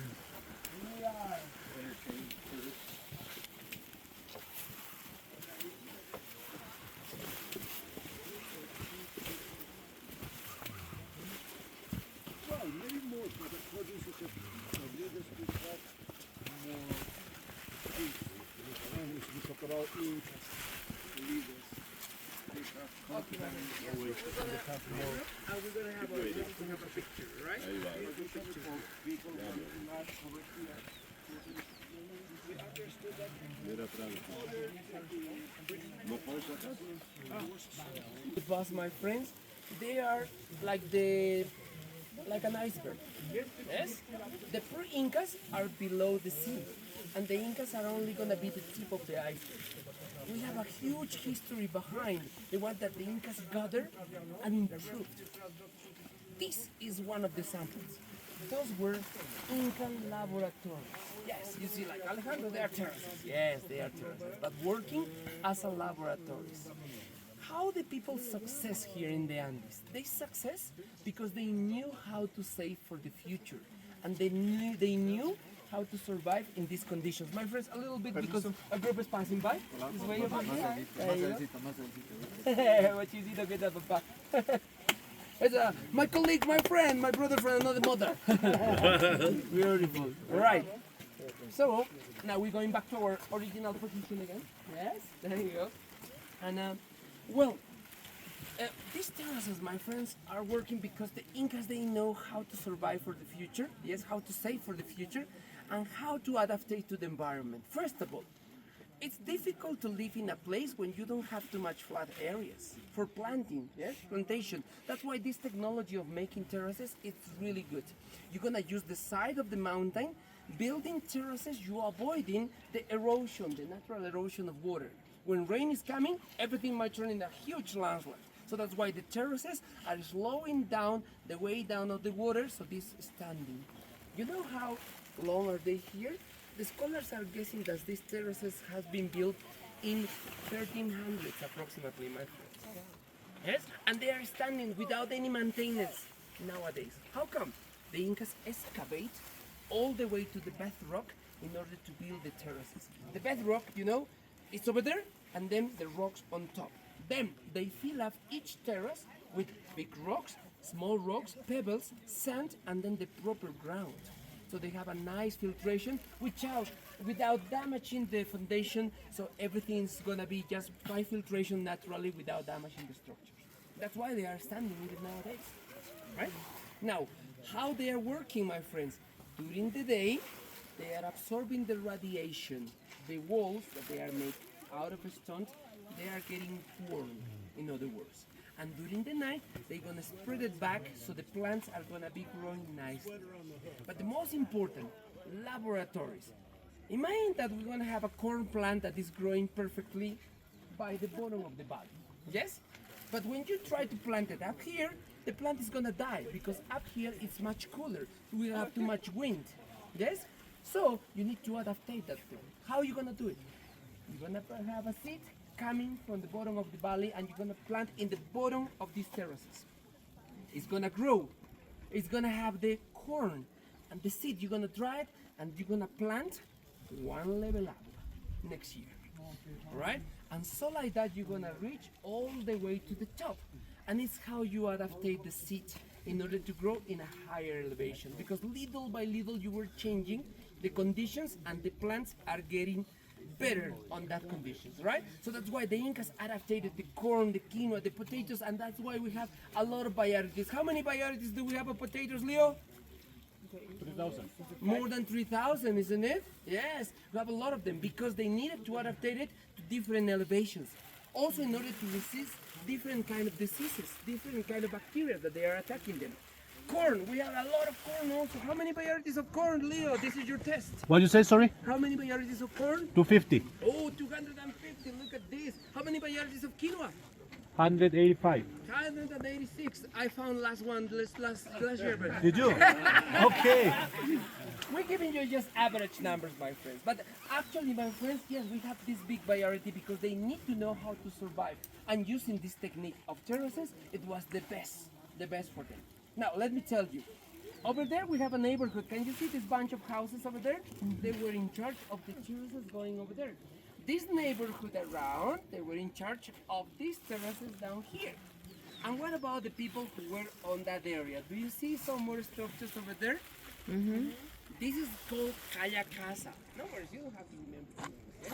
But that was the administration area. How do we know? Because there is a nice wall, if you notice, it's a wall separating the administration area from the popular area, right? Let's see. Kind of rich people, but in the Incas, the word rich doesn't really work because the Incas didn't have a currency. The Incas didn't have something that is gonna make them feel powerful, like gold and silver either. They were having it, but they didn't wear it. They were making little images in order to worship the divinities. So they didn't really use it, my friends. The ones who were rich is the ones who is having more food. The farmers were the rich people. Yes, they were the ones who were measuring the nature, my friends. How do you mean, Alejandro? What you trying to say? Okay, John, what day is today? 17 month. February, yes? What time is it? 10 o'clock. Isn't it? Now, we know because we have these devices. Yes? We have this device. Yes? But at that time, how do we know? How do we know what part of the year we are?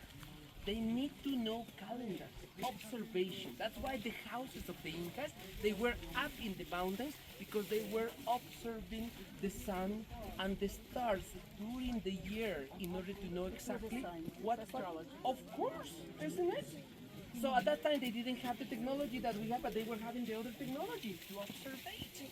So it's how they know. That's why they need to have these administration people, the ones who are gonna be in charge of doing these other things. All right? So we were gonna have temples over there. We're gonna have the administrators who are gonna be living in order to take care of all this area that is called Pisac. What Pisac means, my friend? Pisac is the proper name of a bird that flies all around this area, by the way, just to let you know. Oh, I want to see it. You see it? Yeah. Point it out? Nowadays, it's kind of hard, but if I see it, I'm gonna point it out for you. Yeah. Okay? Very good. Because you know, like Leo, they were catching these birds and having a nice chicken. Always blaming on Leo. No. Very good. Now, here Raising canes. is where they found the largest cemeteries. Alright? Cemeteries. The Incas, my friends, they were burying their people because they believe in the afterlife. The world is separated in three levels. The upper world is where the divinities are. This world is where we are when you are alive. Us, the animals and the plants. But then when you pass away, you're gonna be mummified and buried. That's your entrance to go to the afterworld. And it's no reincarnation, my friends. You go with all your experience, right? For example, what do you do back home, Noel? I do a little tour guiding. A tour guiding. There you go. So Noel, next life is gonna be a tour guiding also. So you're gonna need the items that you were using, maybe books, maybe you whisper, maybe something that you use for the next life. So that's why they mummified you and they put the items that you were using with you to continue using it on the next life. That is what I'm gonna show you in our next step, all right? So we're gonna go over there. That means you never come back on.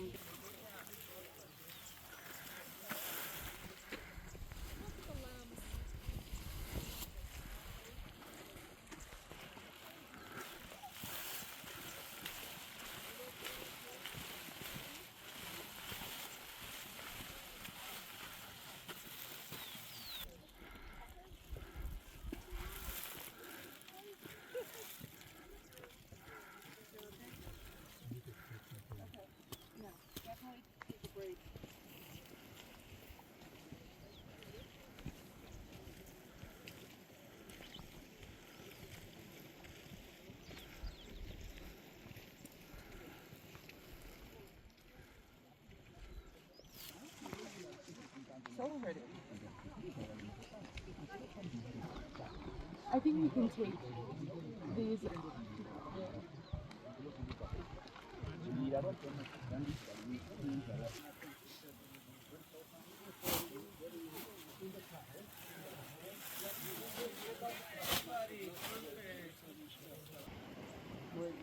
Oh, you found a nice rock over there, Edith.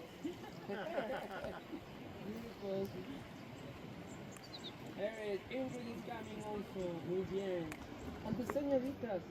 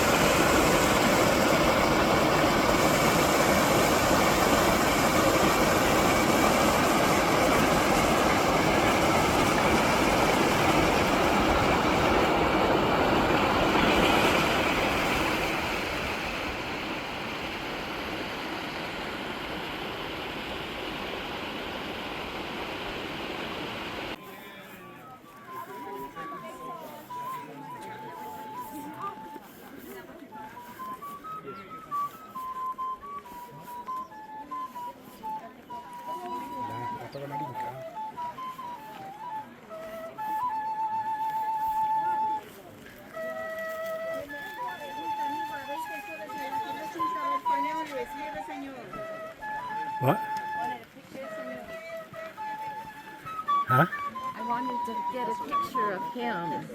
Did you get No. one? Well, just do the video a little bit. Thank you.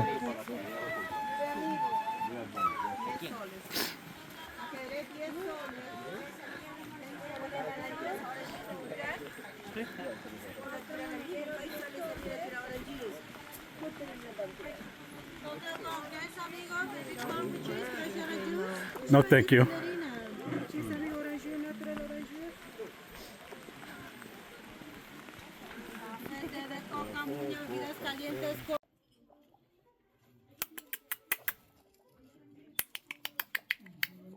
Koi, koi, koi. Koi, koi, koi.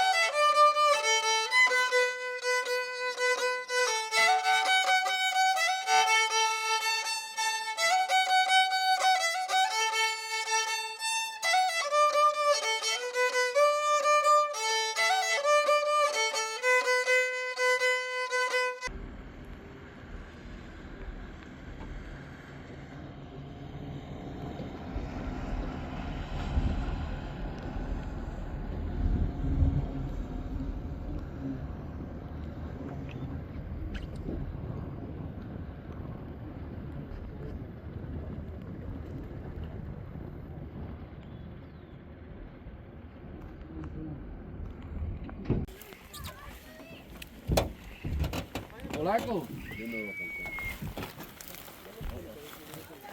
Really squishy. It is squishy.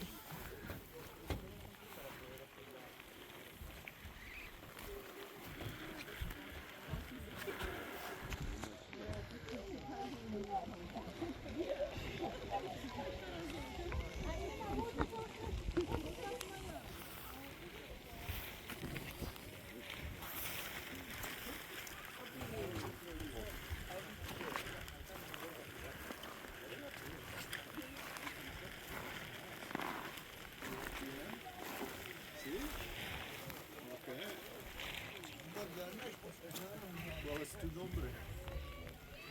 Antonio, mucho gusto. Soy Joe.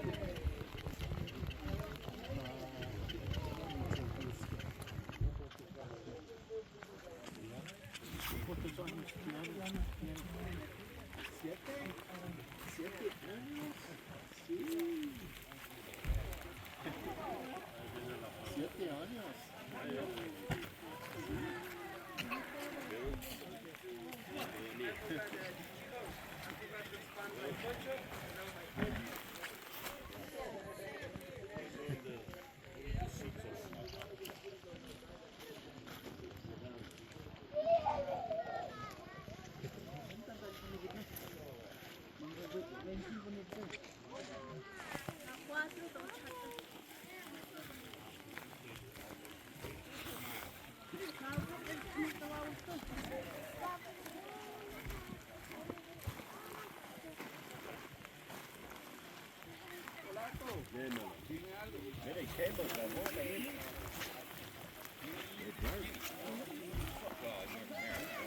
I have the zoo.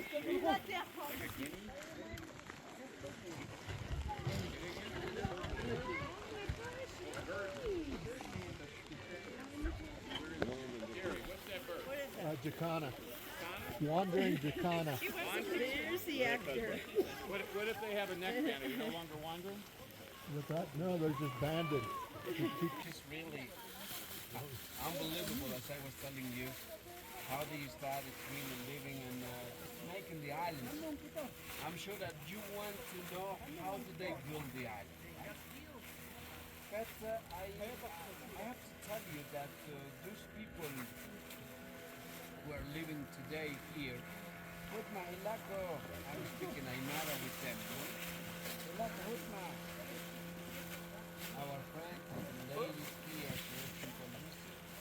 not the physiognomy of them, it's a little bit different. But I have to tell you that they are not probably as the people at the beginning. They were here like in the 1600 years or before that, and they were already mixed because when the Spanish they came here, they took many of these families to work into the silver mining, especially around the Andes. But with that, they started having more contact with the Quechua speakers, Aymara speakers, Pujina speakers, and they were already mixed. So it's like a new cross, how we say, mix, as we call mestizos. Thank you. They were just like that. Muchas so gracias. I cannot tell you 100% that they are real. As at the beginning they were Uros, no? Uru, as they call them. So today they speak Aymara as a native language. And as I was telling you, it seems like these natives at the beginning, they came from the rainforest, from the Amazon. No? So this is just how they... But one of the things that we can really not understand is why they came out from the Amazon to these Andes, because this is the cold weather. This is not the same as the rainforest. Why they started coming out from that sector to here? And one of the theories also says that the Uros, nowadays we get Arawaks community who are living in the rainforest and all the Amazon, Peru, Bolivia, north of Brazil, south of Colombia, even part of Paraguay, for example, we get the famous Arawaks. You know what? DNA of these people, they have some similarities with those group that they are living on. This is amazing. This is why the theory says they are probably aborigines from the Amazon. They came up here and they start living as we see today. No? So as I told you today, 4,500 people around in all this community called Uros. No? This famous Uros. Let's say he's showing us how do they eat the root of the reeds, for example. That's it. Even the kids, they love them. It's very nice. No ketchup. And the thing is that in these plants, my friends, they got even like iron, some minerals, because portion of that. I mean, the only vegetable they had all their life was that. And even some little algae. No? Wow. At the beginning, for example, they were eating all the time this kind of things. Only the white part, not the green ones. No? So that's they call our ice cream. That's just that. Sometimes they say this is our banana. Too, no? Kids, when they go outside, they have to pull up and they start eating them. No? Yes, ma'am. The salt. Well, I don't know exactly, but at the beginning I don't know. I didn't get this information, but all the time our local continent side, for example, we had some like a salt mining. It was just a very precious also at that time, and it was just some commercials. Once they start learning to get trading, for example, they get a lot of salt from the continent side, potatoes and barley, cereals, many other things. They were trading with the fish, with the duck meats, eggs, etc. Trading. That's just now with tourism, they go to get the salt and everything. Today is easier, but years ago, I'm sure that it was not easy for them. No? Yes, I think. What does it taste like? It's like celery almost, but more water in it. So you cannot taste it because should be some problem maybe with your stomach because you don't used to do it. But our friends here, they used to do it. No, they have like how we say immunization, right?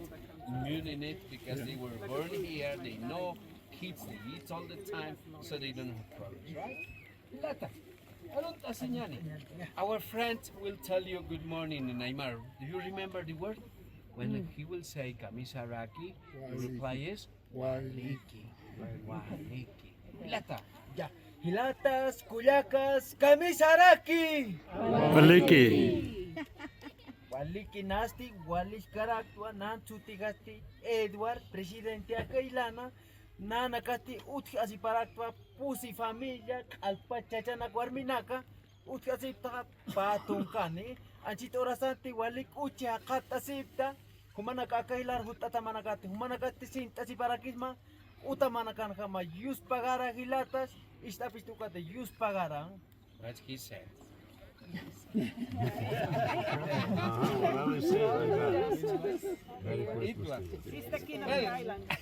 Yeah. And el presidente de aquí. Muy bien. He said, I'm a president. Edward is his name, Edward. And he's the president in this island. And he says, I have 4 wives. Is it true? No, he didn't say that. He said, we are 4 families. We have 4 families, 22 persons living, including the kids. The adults, all of them here in this island. And let me tell you, they have one president in each island, which is like a leader who is leading all the things, all the decisions they have. Even if they decided to get out this family, they don't want anymore, they cut off a small piece of this island and they push away. That happens, really, that's true. It's not a joke. Wow. That happens, no? If this family didn't want to continue living with them, they do that. So, and Edward says, welcome in the name of all the families here in my home, at home in this island, and you will learn our culture here, and I will teach you how to do an island. Says, gracias, Edward. So, Edward, how do you make an island? Una más isla durantao. Narakati kunhamati ma isla aramtasi uka yatish amam humanakar. You will learn how to do an island. I'm sure that you have in your heads how do they make this floating island. And Larco, Akan suti paha kili aka kileha utkitarakiwa halyo pachurasa ichapax kanakama wale halyo porjauke umaptauke ukat aka kilisti justo pat toptauke suti paha kili suti pasan. okay, Malik. So, our friend is telling you the first material we need to get is this one, which is the root of the reeds.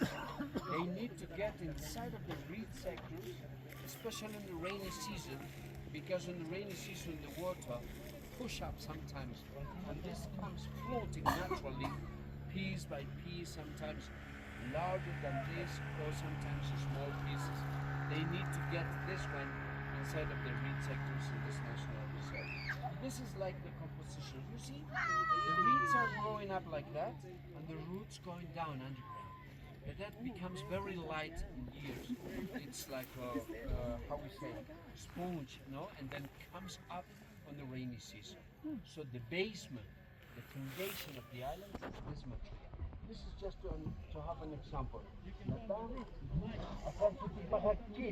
material is kili, as we say. It's very light. Now it's heavy because it's wet, the water. And Ukataraki nana kasti naira chachilana koi kakirtana wa madara na kan trumpona kan pe halkam bupana kasti wale activities na halkam. Sometimes we have to transport all this material. We need to cut off because we get a big like that inside of the reeds. We cannot bring it out because the problem is that a lot of reeds anywhere. We have to get the small water channels, and these water channels will just size of this. We need to bring this piece. How come look at you? How many blocks do you have in this base? Nana kan utkite aka isla root ataka tungka peskan kili alpat isla root. In the basement of this island, they have 15 blocks. You have an idea. This should be one block, for example. This should be another block. This is another block. Another block like that. So they need to bring piece by piece as a puzzle system. They join together once they need to make an island. Larco?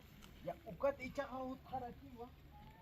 Waina nakatak technology akam karthap naira madera We got a new technology.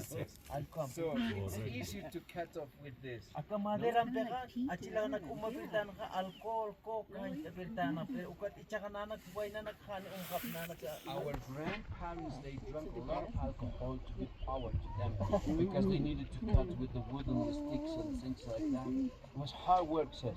Now we young ones, we get this new technology, and it's very easy just to really to cut off with this saw. No? And this is how they bring. How come I This island is 10 years ago we did, he says. No, because I am asking that how many years, because sometimes they need to renew, they need to make a new island. No, it's not eternal, this island. Then you will understand why. And Larco? Ya ukatti nanakasti akar po agat nanakasart up ka mapes ka sokta kilometro halkwat nanak up ani takata ukataraki altani o kaparakwa nanakasti kawiana kaltanita tronco nakaraki nanakaka auna nakam choka nakam kam tasni peninsula naksart up. Now we have this kind of rope, says our friend. We have to bring, and we put in each block the wooden stakes, and then we tie it together. And then we have to tie in all of them. And then they have to tie together. They stay at least 4 months, 5 months floating as this tied already. Why they live 4, 5, 6 months? It's because when they have to tie like this, look at the reeds in the board of this over there, even like you can see, it's growing up. That's coming from the floating basement. No. So what happens? The roots is alive. So if they join together, this is alive. This is alive. The roots are joining, fixing naturally inside. The reason why they have to put about 4, 5, 6 months. Once it becomes just one block, one platform floating, they need to go to cut the reefs all around the world. And our friend is trying to show you, for example, how they have to do that. Yeah. Larco?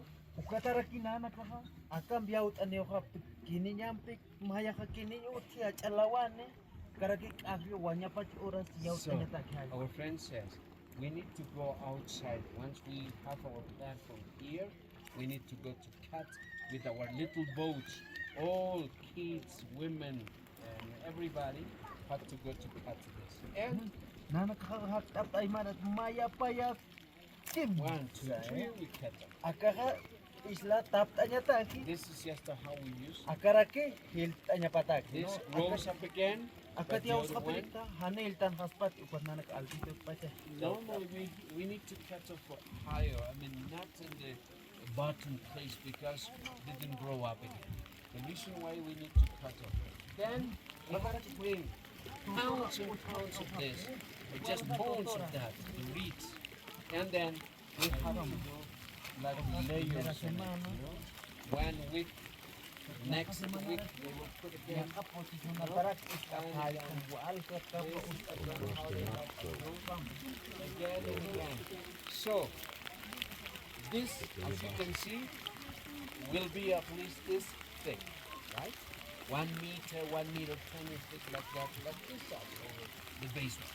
Then they need to put layers and layers of this, as you can see over there. Now it's rainy season, my friend. What happens now? It's a lot of water. Even the water comes from this Titicaca lake. And remember, look at it. It's rotting. It's just a decomposition. So that's why once in a month they need to at least put again new layers. New layers. New layers. So what happens if we are adding all the time new layers and new layers? This becomes also growing up. If at the beginning, if it's a new island, this is completely about 2 meters thick, we say as that. And then 40 years passing, 30, 50 years after, will be made a double. So 4, 5 meters thick altogether. Right? Then, 60 years after, my friend, this material that starts because rotten and all that, going on. So it starts like the decomposition again, and it starts sinking easily. So this is the moment they need to make a new island. Right? This is the moment they have to make a new island. So this is all the time they need to have a water like this. Right? Larco? Ukat na nakasti ako patharaki anat abarakwa volleyball football ukat anat apok tap tuwalik na nakati kunata chokap ha akatuturamte akakilim bisum akandanya patak hal patak na nakat volleyball football anat aparam So we tabarak play- anat anya ka basket pero hani ako We play volleyball, we play basket. No, we don't play basketball, right? Because so mini football, no soccer or some sort. Everybody, when they have to be, what do they do when they do that? No jumping. It's just compacting the basement. This is the moment to make a new house, really. So they invite all the families, neighborhood, to come here, and that's just they dance, they eat together, and this is the moment how they have to come back to the basement, right? And then, Larco, ukat icha auta harakiwa nanakan utagan nakasti yaka mas alto kapa extra utapto al contact asik nana we need to put, look at the house. Feel the island moving. Over there, this house is all of them, where they live, where they sleep. It's not at the same level here, it's higher, because they try to avoid this humidity they have over there. This is I was talking about in the boat, the arthritis problem, rheumatism, all that comes because of humidity. And the reason why the locals, they try to avoid that, and they try to keep a little bit higher their houses. But as they are adding all the time this kind of reeds, one moment will be the same level. So they need to lift up a house like that. And they have to put the new layers and again higher. No? This is all the time work. Also, as I told you, one island lasts at least 50, 60 years as maximal, really. Alive, right? And Larco, Ukati tsaka nanakasti ay utaka aptat ma utap nanaka alpach familia wawanaka chachanaka nanakasti ay marat haktati na aptap Maya, Maya Paya, Kimsa.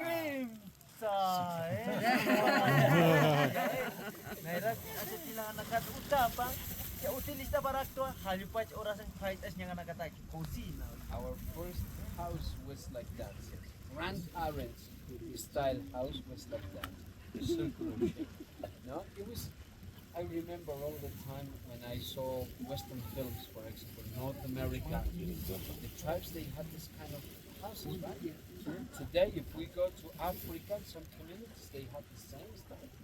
Here in this lake, we have the same style. Rainforest tribes still they have the same style.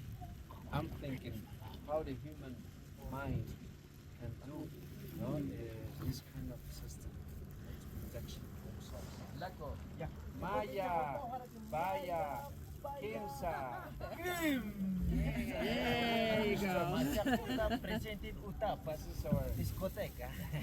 president's house. Sometimes we use as disco sets. And Ukati chahuta uharakiwa nanakasti ustasi pakosinata hanak tanya pataki akabambar uchapiri kwati islak may tutor wancho kwati islak mapatung minuto tak ala nakhan khaspa kwat nanak utap hanak tanya patak makala o makile hal ko pathar nanakasti ustasi kosina. This is how we need to cook, says. No, because if we put here, this is oven, we burn and we can burn probably on the island. The thing is why they have to protect like the isolation of the reeds, dry reeds normally. That's they have sometimes preserved the dry reeds like you can see there. They make a fire. Back of you, look at kitchen area, no? Ashes. And even they have stones. I don't know if you repaired it, they have stones. What do they do with stones? They do like ovens. And they burn with all the fire. Once hitting all the stones, they cook fish over there. This is just how they do it still today. But I got one information in 1650s, I think, what was priest Acosta, who says Uros, they didn't cook their food, he says. They were eating completely raw food, at that moment. And it was not easy to control fire, still at that time probably themselves. This is why just they had to dry. Still they have this dry system, no? Dry meat, dry fish. Muéstrales cómo se seca su papel. Muéstrales de ahí nomás. The dry meat, for example, with salt. The dry fish, like that. It's like they call charqui. The same process they did the Andes people with the alpaca meat, llama meat also. They put on salt, and then the sunny days they were dry. And it was probably the same things they were eating all their lives. Kind of fish that I was talking about, the ispi. It's like sardinas. Kind of went. They also dried it with that. That's just again to cook, eggs and everything. So today they control the fire. Larco? Familia Presidente Edward. This is me, the President Edward. Akaraki warmija, wawitan pacha la primera dama, makapair mama. It's my mom, also the wife. Okay, and what hutau harakiwa? Nana kasti akawalsita tsart aparaktua chaulakatur saranyataki, chaulakatur sarnyatak, totoria wir sarnyataki, komaraki wawana school sarnyapataki, ukamaraki nanakan ma parekam enamort aintak waleraki nanakan ha. Akailan kan di parque discotekus kiti nanaga diskotek siya totor man kana akat panini mante usat kimsa likutan ukat ya para el taxi romantic. He was telling us that we don't have any discotheques here. We don't have any parks. When we fall in love, you know what we do, says? We have to take our little boats. We invite our girlfriend to see. Well, let's go to see the inside of the reeds over there. We have to take them, and finally, there's something nice happening inside. And sometimes we come back tree. This is the moment we have to get married. So this is just how we call it a romantic boat. So this is just why we call taxi romantic. And Ukat ichahut tau harakiwa. we still have Umapeka something ini new. utani. Nice Ukata boat. nanaka akan sut ya parakto. Icha nanaka ay marat sut ya pa hachawalsa. That we call the big Hachawalsa. boat. Ukat icha humana katak sut ya parakta. Sut ya parakto. El famoso Mercedes del lago Titicaca. We call the Mercedes-Benz boat Kasi for anyataki. you. Akailata ya kailar pasta anyataki. Humana katak alpas kilo pasar anyaman. We invite you to go to take this boat because it's very nice experience. Sun is coming out. That's nice because we have a good energy. If you want to try, that's an extra, but it's very nice. I mean, ride in this kind of just a rowing boat if you want, right? That should be nice. Okay, Larco, and Kuat ichaka nanaka isla pokataji. Kuat ichak nanakan faltas ka para kito importante no nanaka mawal kama malanch kam tuptas ka to. we are like a boat. Somebody was asking me like that. The boat, I mean, the island is just like this. But then we need to really anchor. We have to put anchor. So the thing is, how can we kill him? Nanakan at isla ka nakatum ka angkla We have 10 anchors here. Han angkla ni pirikta ay po. Ikiu ka pirikta arumin kama boli We don't passport put the anchors. Tomorrow we wake up in Bolivia. It should be terrible for us. But look at over there, my friends. The sticks over there in the where you see the reeds.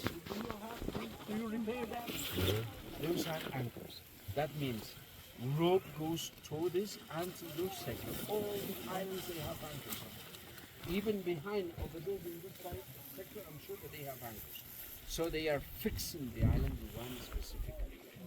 But they can move if they want to do. Well, he will make another small demonstration. Give us all the money over that. This is just when they go today. Escopeta they call it. This again is imitation from the Spanish time because this is very old system.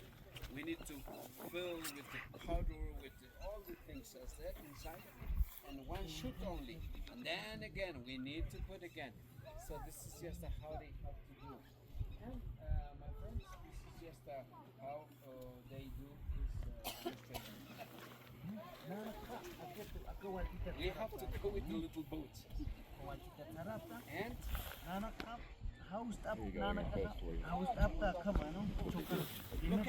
And listen, my friends, he will try to do and calling the birds, the imitation, the voices of the Primer pacha akam house up to.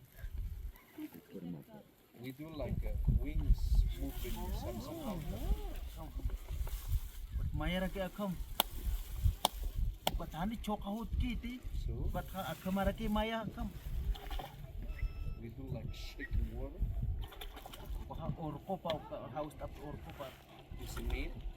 But anu utkara kiti. But kachu para ke house up tang. Tak. We imitate the voices of the Anu utkara kiti. Ukatha wawa paro wawa pa. Voice of babies. Chickens. Parunya sasan ni wawa pa. Ukatana. It's close, huh? Careful. Boom.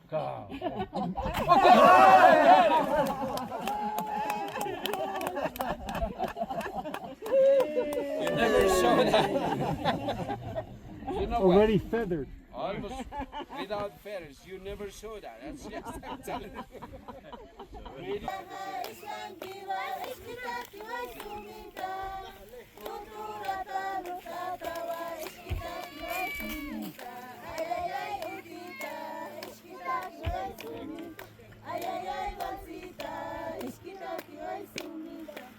Bravo. Now, my friends, as we are very lucky, you can take all your photos.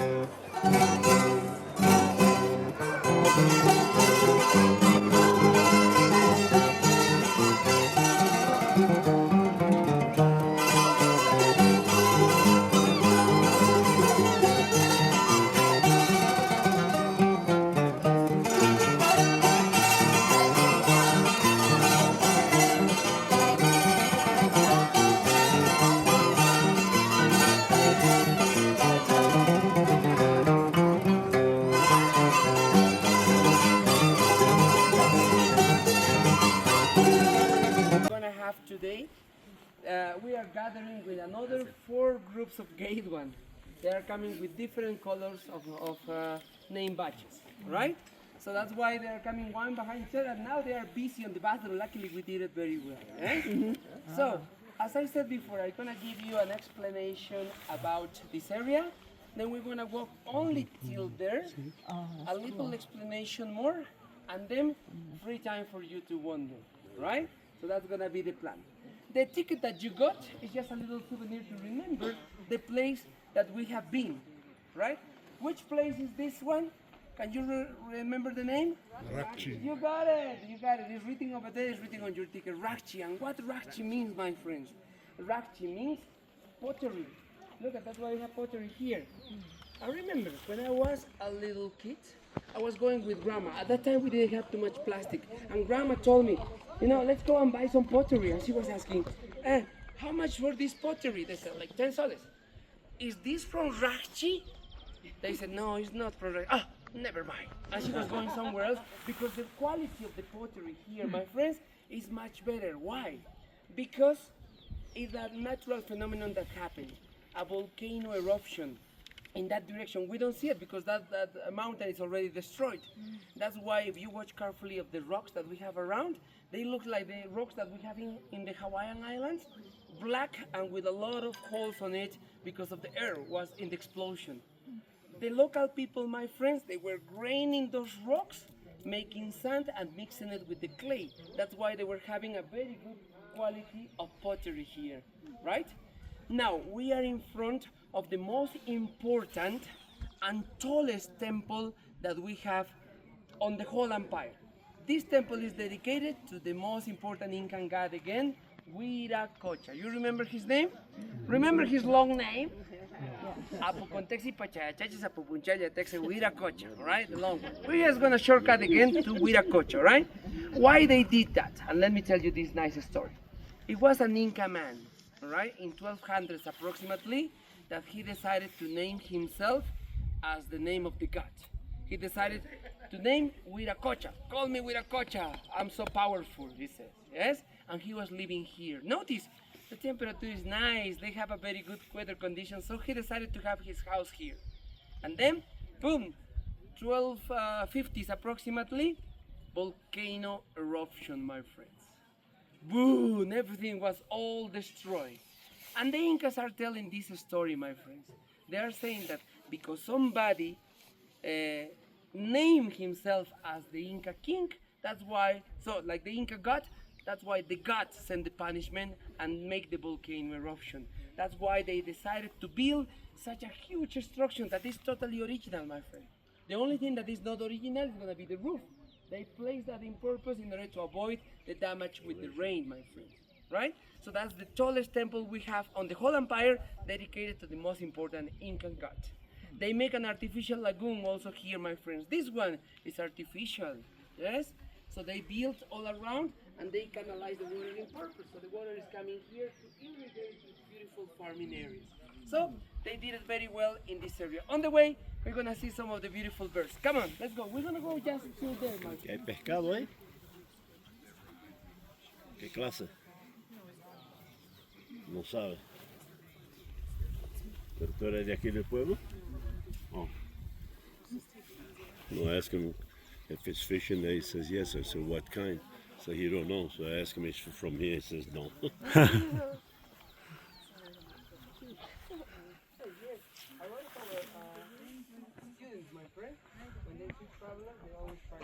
A little bit of their English. Especially uno de todos. Le tomo uno de todos. Cusco, we are very used to travel. But in Lima, my friend, when the kids see you, here we are kind of calmed down. Okay, waiting for our friends. Yes, they're coming. Very good. And I will let you know an important thing. Let me find a rock here. Where's my rock? And no, this one maybe. No, another one. This one is good. There you go. Can you hold it if I drop it? You sure? Let's put this one in your pocket. Your ticket. Put your ticket in your pocket so your hands are gonna be free. Are you sure you're gonna? You can hold it? Yeah, there you go. 1, 2, 3. Do it. Yeah, what's my fault? Okay, my fault. Drop it again now. To me. Hard. Very good. Ah. Another one. Another try. 1, 2, 3. Yes. Another one. Do it a little higher. Practice makes There perfect. you go. So what we're doing, because these rocks is the one that I show you my friends, that they have a lot of holes and they are quite light. This is not the lightest. We have even more that they are really light, yes? So you can even play soccer with this one.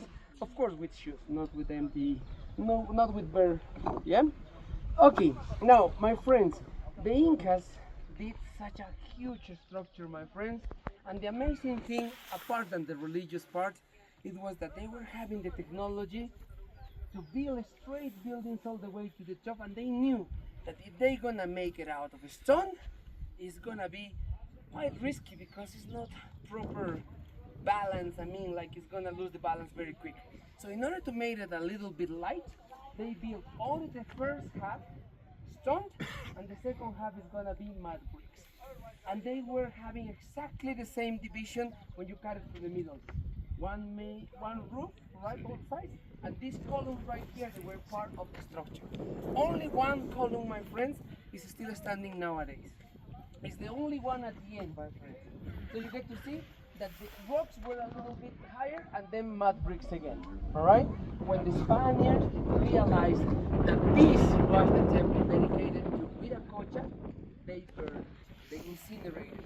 The roof was all organic and they incinerated, and it's when the damage was created in this area, right? Because the trunks were collapsing and falling down. So after many earthquakes again, my friends, yeah, still standing, look at this. And this is not even like having more support, it's just the wood, the straight great building that the Incas have done, right? Now I need to explain you something very interesting, my friends. How the Incas were able to survive in these mountains, because they knew how to save for the future.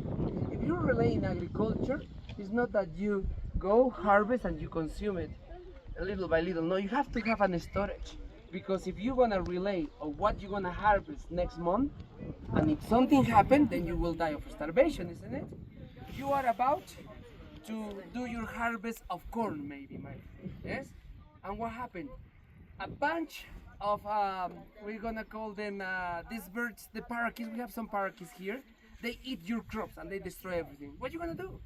You know, nature just destroyed, or maybe a landslide, or maybe an overflow of the river destroyed. What you gonna do? You need to have for the future some saves, and the government was helping you. The way of paying taxes, my friends, on the Inca Empire was through building roads and monuments, right? Temples, and also in order to provide food in the storehouses in case somebody needs it. I will explain you better. Luis, let's say you and your missus, you have your beautiful house over there, and then suddenly the river overflows and destroys everything, even your house. So you will come here to this village of Raqchi, and you're gonna ask the Incas, you know, this happened to me. The Incas are gonna go and they're gonna give you a new land with people who's gonna help you to build your new house. They're gonna help you with your new plantation, and they will provide you food till you recover. That's what the government of the Incas are gonna do to the people. That's why they were very united. That's why they were a huge empire. And you're gonna tell me, Alejandro, show me a proof. Okay, I'll show you a proof. This area, my friends, it was only for important people. That's why it was walled. You wanna see the wall, my friends? If you watch carefully at the back, yes, by the top of the trees, can you see a little wall in the mountain? If you watch carefully, the mountain is going around and the wall is going nearby, and all this area was walled. The people who were administrating this area, my friends, they are over there. Do you see the other roofs? That was the houses of the administrators. Yes? And where were the storages? The storages, the conical roof. Can you see the conical roof over there? That one, my friends, we have 300 like this, one next to each other. It because they needed to store the food in order to help the people if they need it. So that's why the administration of the Incas along these mountains was successful. They survived because they knew how to do it properly.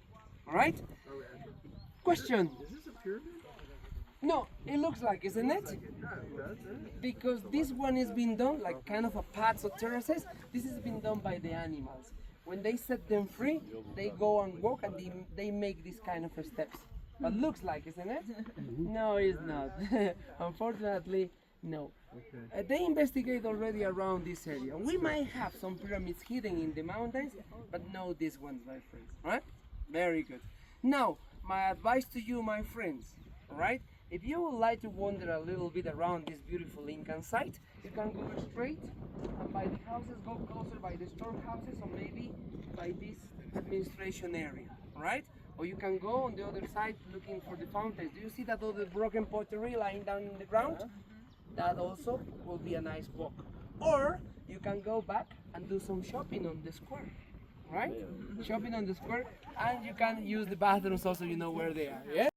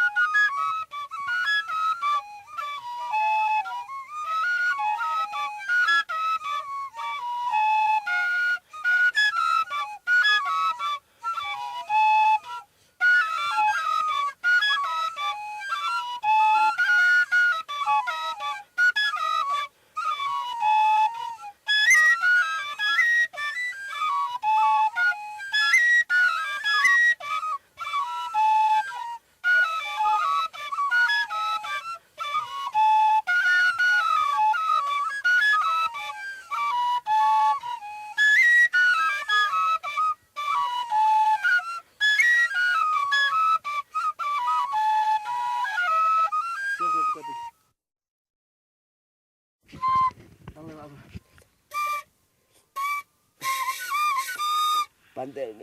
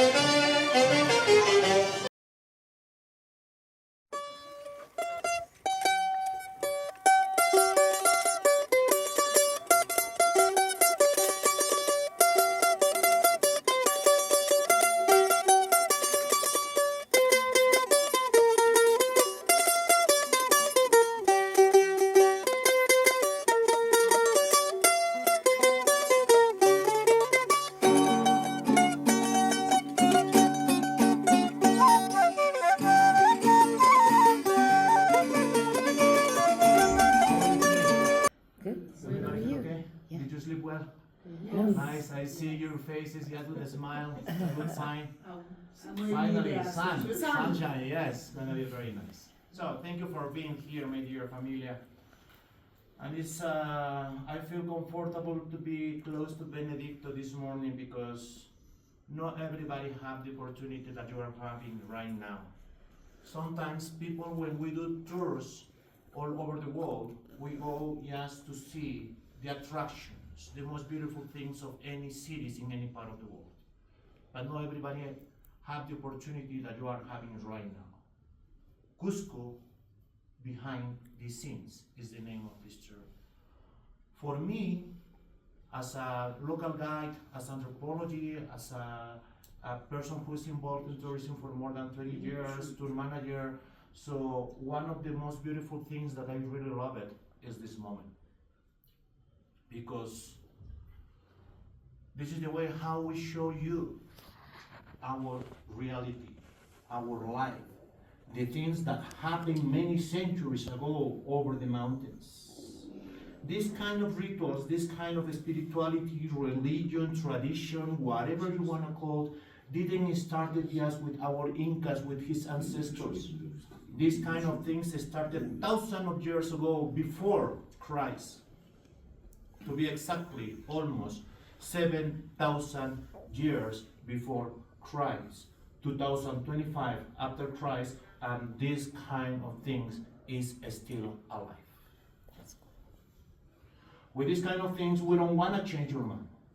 We want to show you how was the way that Incas and pre-Incas or Andean people being in contact with their gods. It was a perfect place to be in contact in this place. Benedicto is our Paco. Can you say hello to him, please? Hola. Benedicto, he is not from Cusco. Benedicto, he is from a very remote area. 4 hours driving from Cusco, 11,000 feet, to 15,000 feet. Between the mountains and the beginning of the jungle. The way to go to his town, you remember Pisac town? The archaeological site we saw in Sacred Valley of the Incas? From there, you drive another 2 hours, 30 minutes, or 3 hours, and if we have bad weather condition, can be extra hour or 2 more hours because the roads were bumpy to go there. When you are in Los Queros community, Kanritiangi might be Kiko, Hatunkero. He lives in a Hatunkero. That is the capital of the Keros community. Right? When you get there, 15,000 feet, when you are by night, you can touch the sky. You can play with the Milky Way because you are that close with the next world. The main language they speak there, Quechua language, as our ancestors did many centuries ago. We don't have more than 1,000 people in that place. So that's mean, understand how important is this moment for you. I will have the opportunity to be in contact for many, many, many more times. I hope so. But this is your opportunity. All right? 1530s, when the Spaniards came here, our people, our Paco, we call nowadays shamans, in order to protect this knowledge, they need to run away to that elevation, to 15,000 feet. Sometimes it's very hard for you to breathe in this elevation in 11,000 feet, isn't it? So just imagine to go to that elevation. Happy kaput. Sometimes. Those guys, they understood that. They said, if the Spaniards are here in Cusco and many other places, and they are destroying everything, they are trying to destroy our people, our culture, our civilization, etc., better for us to protect these kind of things, let's go there. And those guys, when they are gonna follow us, they will suffer. And we'll be able to be there for many centuries, for a couple of years, and then when we'll make sure that we'll be able to come back to our territory, Cusco City, we'll be happy to come back. Thanks God, thanks to our mountains, Mother Earth, Jesus Christ, Virgin Mary, so our Quero people are returning little by little to their lands, means Osco or Cusco City. If you want to know who are the real owners of this beautiful valley, those guys. Because they were, and they will be in charge to keep alive this tradition, not just this. Behind this, he knows many more things. Okay? This is the Paco healing ceremony. And so Benedicto, you see, he has a very nice hat, beautiful hat. I asked him in our mother language, in Quechua language, who have done your hat. He said, I do myself. You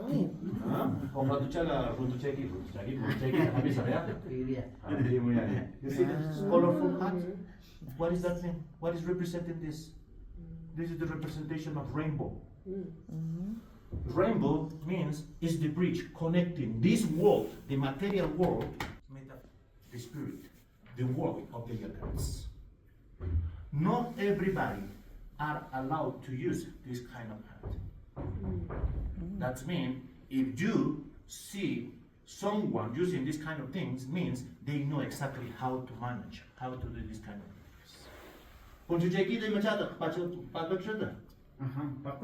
So I asked him, who have done your poncho and what material you use it in Quechua language too? He said, actually this is pacocha. Pacocha means is the mix of llama and alpaca wool. Right? Handmade too. Waterproof.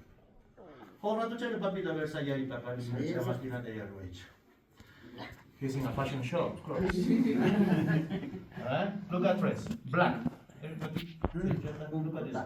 Unku means this is the typical dress. It's nothing new. This is how his ancestors, the Incas, used to wear. That's it. Black color for us, for our religion, is sacred. This is the way how we protect our internal world, our soul, our spirit. Right? Short pants. How cold was it yesterday in Machu Picchu? It was alright, for someone's a little cold. Okay? Now imagine to be like this, over 15,000 feet. Oh my God, it's cold, eh? But why they use these kind of things? Because sometimes my house is here, and the other side, my farming land, the other side, I have my farms with animals. And between us, we have a rivers. And I have to cross the rivers. If I use these regular shoes as we are using here, we can be in problems. Better for us to have short pants and this kind of beautiful sandals. The beautiful sandals made by hands or forged by somebody. When we change the wheels, when we change the wheels of our cars, somebody cut and make the sandals that we call ojotas. 4x4. Natural ventilation. Huh? Okay? Today, we are going to say thank you.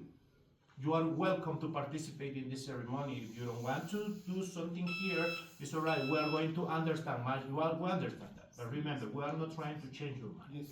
We are just showing to you. We are just showing to you what we are still doing here. The same thing that our ancestors have done for many, many, many years over the mountains and in all of this place called the Andes. We do this kind of rituals in order to show our love and our gratitude to our Mother Earth. What do you understand when I said Mother Earth? Can you help me, please? Okay. When we pray to Mother Earth, when we do something with the Mother Earth, it's not just the Inca Mama. This Mama is representing all of our female ancestors who are behind us. And when we do something with the mountains are representing our father, our grandpa, and all the lineage that they were before us. This is the way how we say thank you for all the things that you did for us.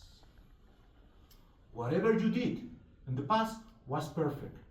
I am here to solve something, to make better, in order to open a better way for the next generations. But let me give you the opportunity to say you thank you. Let me give you the opportunity to show my gratitude to you. Are you with me? Yes. You are understanding how is this? Yes. 21st century, 2025, different religions all over the world, open minds, and you are welcome to participate this morning here. Remember, please, you are the protagonist of your own experience. All right? So now, let's start it. All right? You know what? I think we're, if you want, you can get a little closer. Come over here, please, so you can. Good morning, my dear brothers and sisters. So today I'm so happy to have you here in front of our Mother Earth in our mountains. So today we're going just to say how we're going to say Mama and Papa that we love them.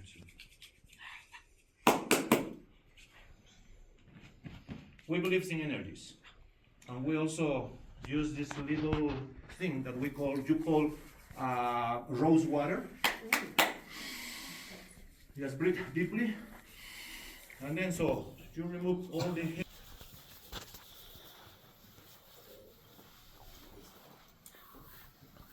Now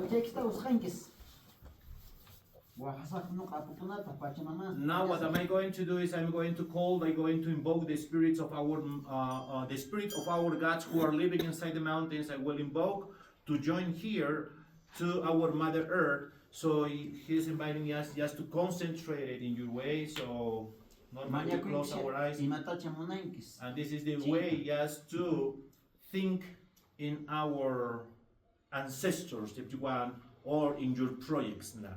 If you want to thanks for their help, if you have some projects, so this is the moment just to concentrate yourself, right? Yeah,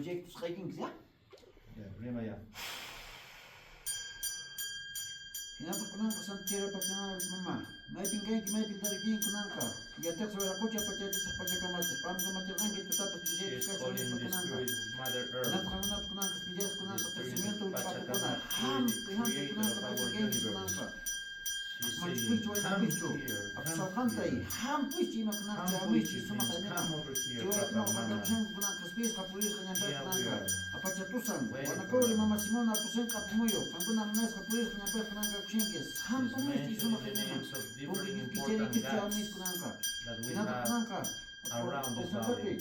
Apsakatay, Apuamalipa, Hampu Kunanka, maybe the Ginks, maybe Gangs Kunanka, Natakananka, Mamakocha Titicaca, Tewanako, Amarupunko, Hampu Miss, maybe Gangs, maybe the Ginks Kunanka, Chisuma Fenel, Chamis, with Kakuna Taskuna, Mayukuna Kunanka, Nalakananka, Cusco, Coricancha, Coricancha, Marucancha, Nakamanaka, Sacsayhuamán, Machu Picchu, Kinapujo, Natakunanka, Mamacoricocha, Hampu Kunanka, Chisuma Fenel, Paikunak, Neta, Paikunak, Kunanka. Napsayka from Queen Kunak, Sumata Kunak, Gay Kunak, Yapon Kunak, Jabby Kunak, Ham to Mush Kunak, Sumata Kunaka. Ham Kunaka. Thank you. Anay.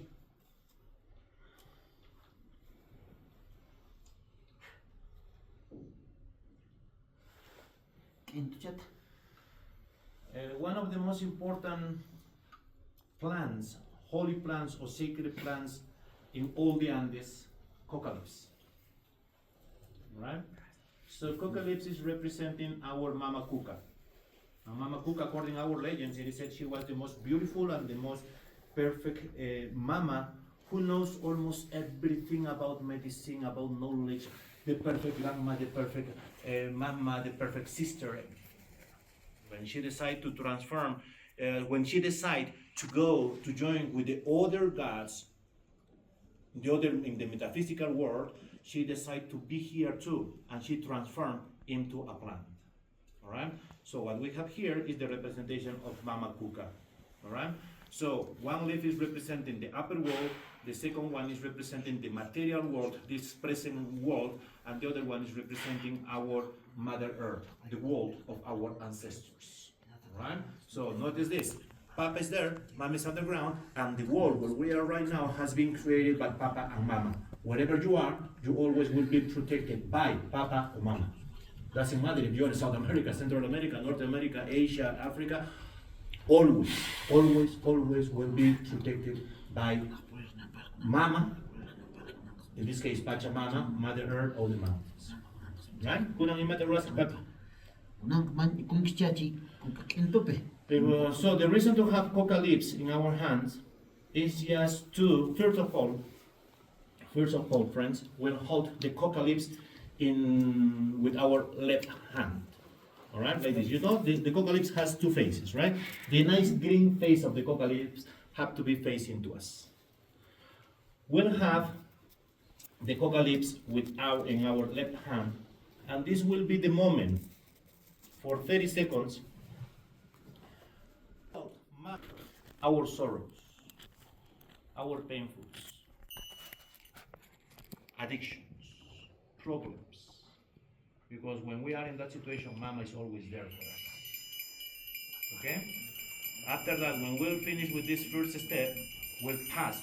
When our soul and our spirit will be completely clean, when we won't have any more things like that inside of us, we'll pass the coca leaves to the right hand. And that will be the moment to say to our Father, mountains, or the Father's side, our projects. Right? If you have some projects that you didn't make real yet, it's still in process, so let them know. Ask for help. Let them know that you need their help. Remember, Papa and Mama are, well, Pachamama or the mountains are not just right here. The spirit of our gods are all over the world. Right? So first, you know what to do. Hold the coca leaves in your left hand side, and we have just time to clean our soul.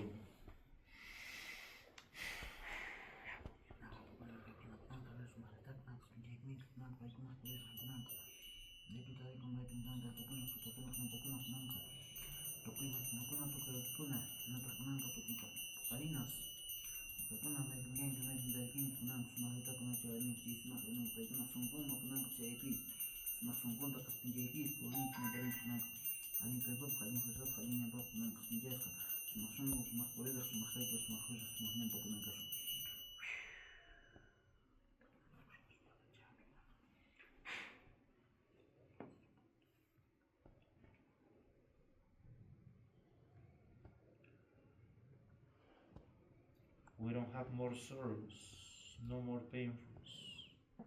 Nothing is saddening us along with us. Thank you, Mama. Thank you, Grandma. Thank you, Pachamama. We love you, we recognize you, you did the best for us. Thank you, thank you, thank you. Now the coca leaves are in our right hand side, and it's time to ask for power.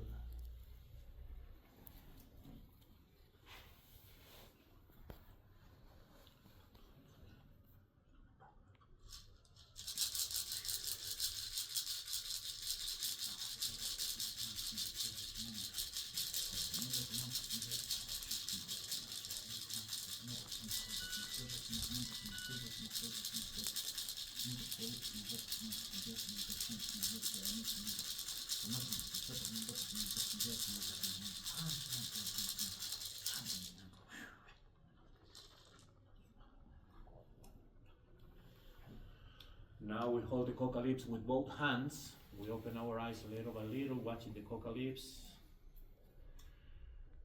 And we give 3 big kisses to our coca leaves with pure concept of love.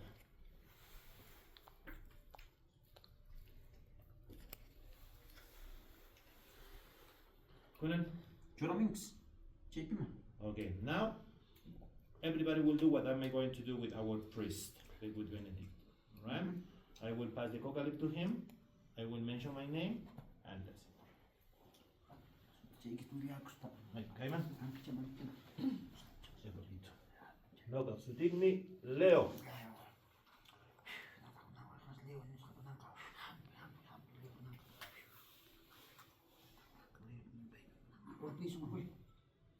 Surbaiki.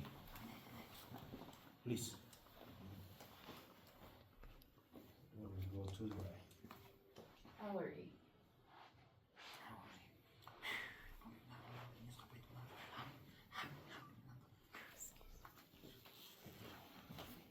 Yuraqtikan apunsunapaq pukatikataq pachamamaspaq.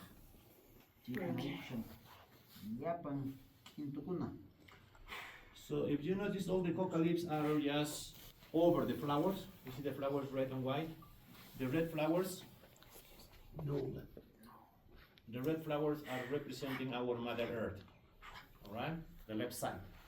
From our body to the left side is representing our mom.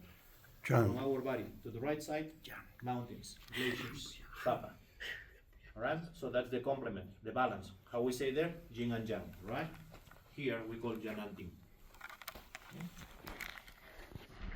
And all your wishes, all the good vibes, all the things that you just deposit in the coca leaves are right there on the mirror and will be protected.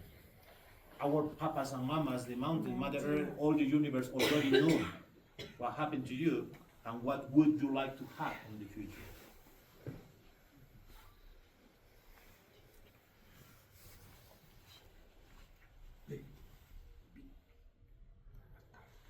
So Benedicto, he's not just a priest.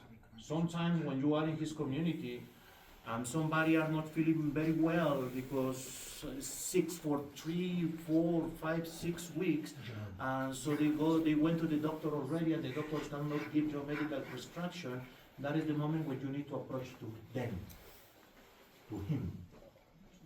So doing another kind of pagos or rituals, so they are going to be able to remove the heavy energies that you have inside your body and to be better. Nowadays, friends, doctors, neurologists, anybody's doctor here? You? No? Neurologists, scientists, they are practicing a lot. They are working a lot with emotions.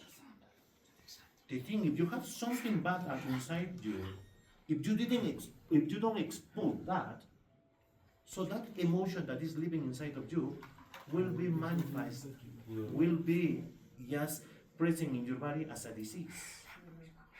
So that is why for us it's important to be always in contact with them and to do these kind of things in order to be healthy.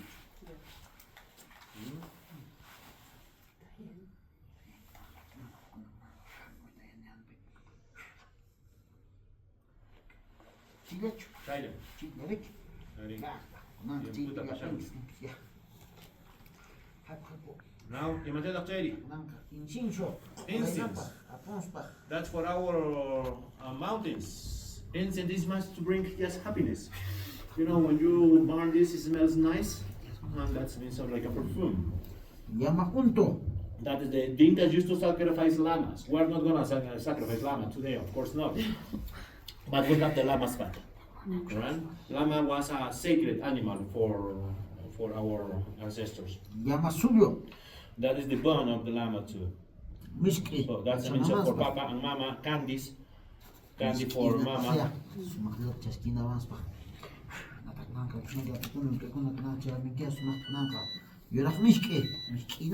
So this is more candies, white candy for Papa, sugar. So you see the llama's fat and the sugar and the flowers are representing also the origin of life. Part of the origin of life, I mean glaciers, snowcaps, mountains. And the red color is representing the pure concept of love. Means Mama. Right, so some beans. So in order to be stronger, in order to make real our dreams. So that the yellow corn.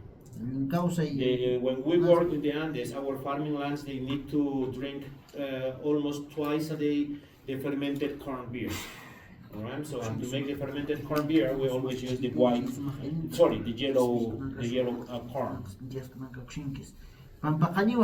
So this is a kind of an amaranth. Amaranth, you know amaranth? It's a variety, it's a kind of a quinoa, but we also can cultivate in the Andes, in the mountains. And the value of this cereal is very nice for everybody. So it's the proteins, we have a lot of proteins, nutrients. He's asking to our Papa to help us to have always food in our houses. So anise for our Mother Earth. You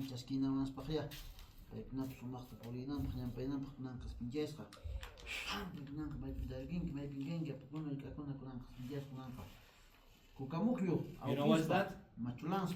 Coca leaf seeds, or seeds of the coca leaves. Without coca leaves, we cannot performance or do rituals.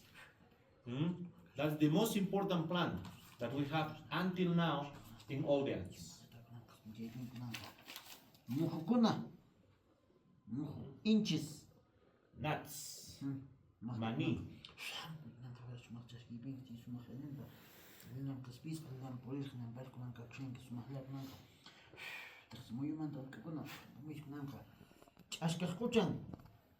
Sea starfish.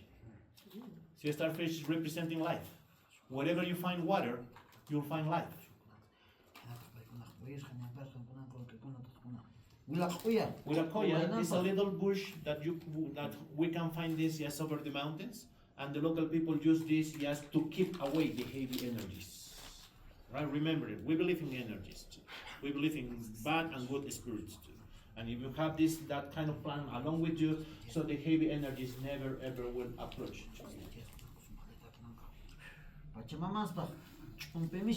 Sugar. Sugar. Candies, sugar. He's saying Mother only loves kind of sweets. Is that? You love chocolate? Like Mama. Huh?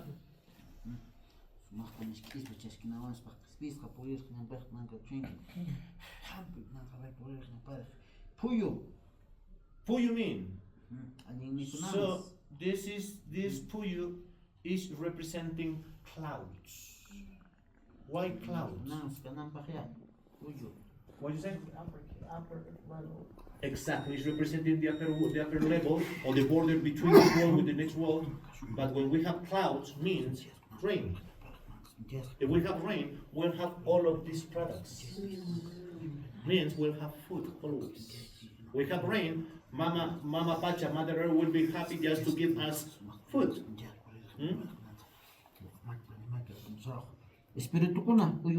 So he's also asking just for animals. More food. Animals. So candles in order to illuminate our paths, our trails, our life. For more food. Perfect. Sumakla kunan kaso. Nata kunan kabe kunan sumata kunan kabe inditaita kila mama chaske kunan sumak kunan kachirimi chame si sumak enema. Lepangut kunan kasmi jepingis. Mama kucha. What's that mean, Mama Cocha? If I have Mama Pacha, Pachamama mean is the Mother Earth, Mama Cocha mean is lagoons, lakes, water. Alright? So, origin of life. You will see one of the main temples for our civilization tomorrow afternoon when you will get the Lake Titicaca. Alright? And the seashore is representing life. So we have the duality here representing the father sun and the mother moon. This is the lucky seed, no? Wairuro. We can find this tree in the Amazon jungle, and nowadays we call the tree of life. If you have that one, this one, wonderful, wonderful. Also representing again gold and silver. You know, Papa, the sun, representing in gold, and Mama Moon representing in silver. Duality.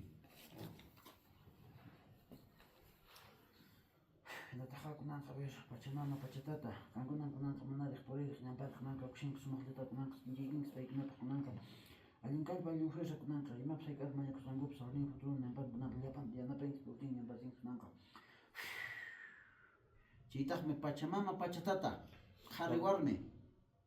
Men and women. Pachamama, Pachapapa. Nakpaikunak chaski pingis. Japan monastoikista, Japan imataps, haikataps, Nakings Yusmaheta Pachaski pingis. Japan Poedos Nampach Nakakshings, Matakanaks, Chitach me Yachaikuna, Olkape. Yachaikuna. Okay, so this is representing as books of knowledge. Kolkeikis. Yachaipis. Koripe Kolkape Sumaktakan. Koripins and Babins, just Mike Pomaka, himself, Bamsa, Misa, Sumakta,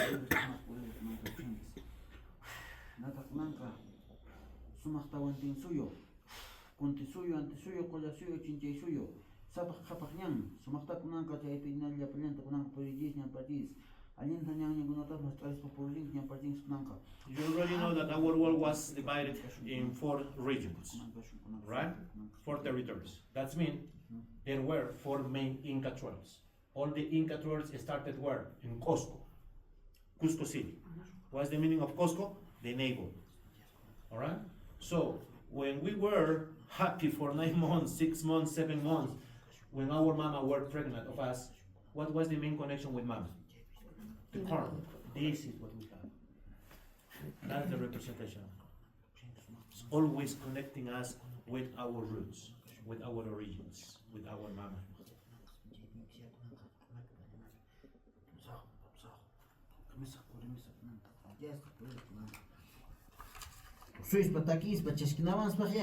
So we're finishing our festivity, our ceremony in a nice way. So that's magnet stone. It is how you say? Magnets? Yep. Just to make real all of our projects.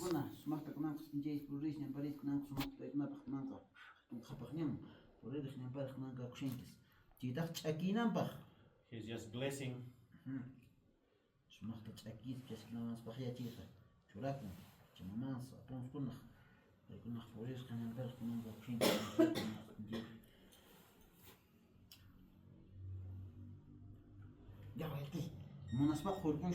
He's inviting you to approach and to take pictures of your offering if you want. Because he's going to close now the offering. Before he closes, please just take your picture and then we'll finish it with our ceremony. We'll start closing our ceremony. So does he come from like a long line of shamans? Of course. Yeah. Of course. In the Andes, we have different ways to become a priest. One, you can learn this knowledge generation through generation. You learn this when you are 7, 8, 10, 12 years old. Alright? You go with your father, and father have learned from grandparents, like that. Or the other way is when you are just over 14, 15, 16,000 feet working as a shepherd behind your animals during the rainy season and lightning hit you, what happened? Sometimes you say adios, right? Hasta la vista, baby. And sometimes we say, also sometimes you are in a coma in the hospital for a couple of months. And that is the time when God will come with happy. Sometimes God will send you message to your brain, to your mind. Then when you open your eyes, when you come back to this world, you are ready to help people. That is the meaning of Paco. That's why we call Paco healing ceremony. Nowadays, of course, we call shamans to everybody. The universal name, you know, yes, we call here Pacos. We have Pampa Misayok, Alto Misayok, and the Paco Misayok, Pampa Misayok are the priests who can work with energies of this level only. The ones who are in a higher level, they can control the movement of the energies from the higher, from the upper world, right? From the cosmos, from the universe. Sayaris. All right, just inviting us just to stand up.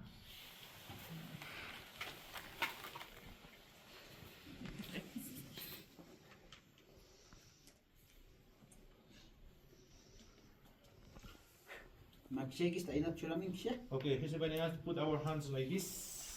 Okay, come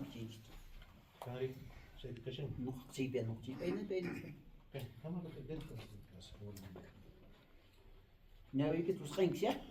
okay, it's time to concentrate it again. Just close our eyes.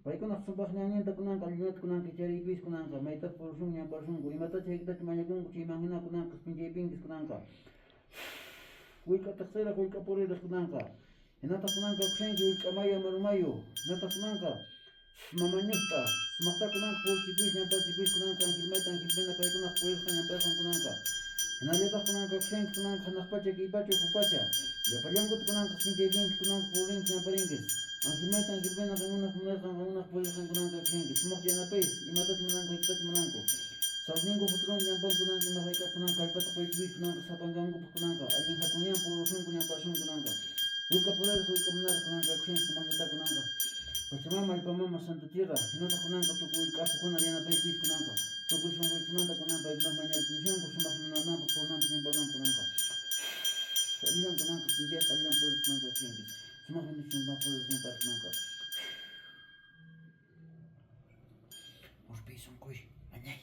Thank you. Gracias. Gracias. Chay.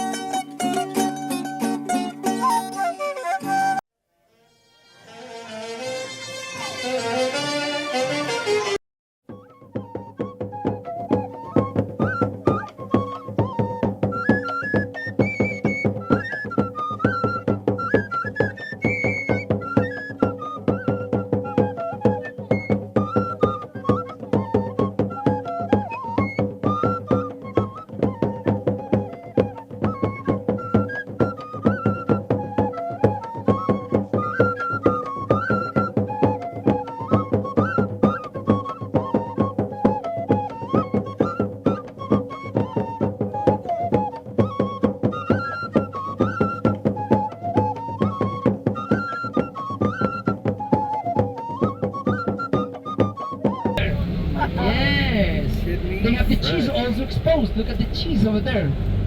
Fresh. Yes, so that is for us. Honestly, my friends, me and my family, we come here to do the market for the week. Alright? So we come on weekends and we buy for the whole week.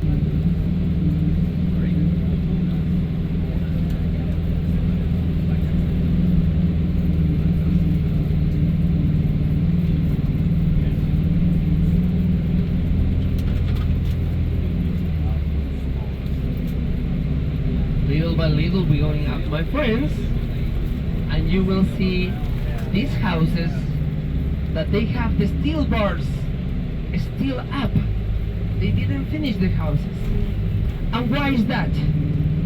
It's not because taxes, my friends. Yeah?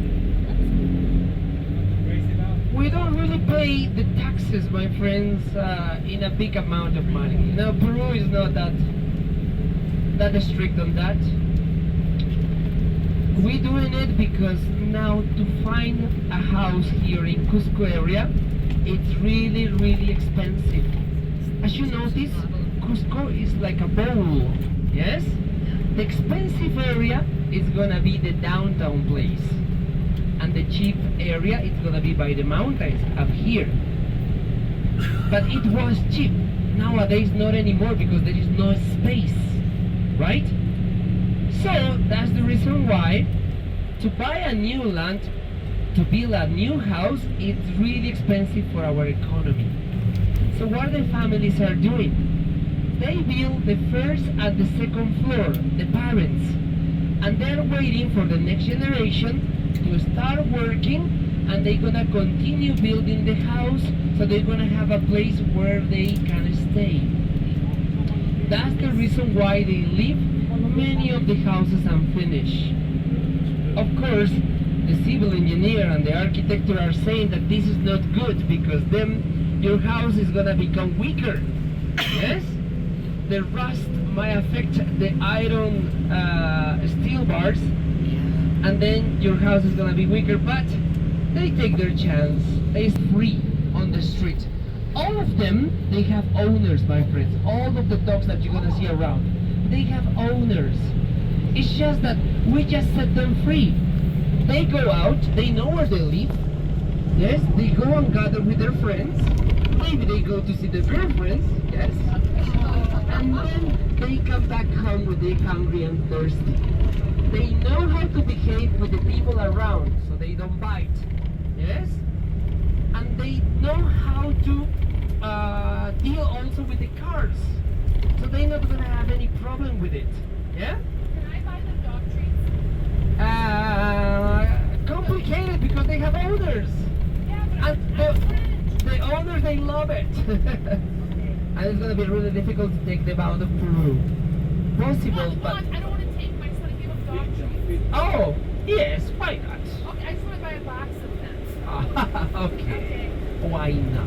Yeah, I just want to make dog friends. Somebody who is a pet lover. Yes. Very good. So, they are actually free, and it's the traditional way how the people from Cusco, my friends, Lima is a different story.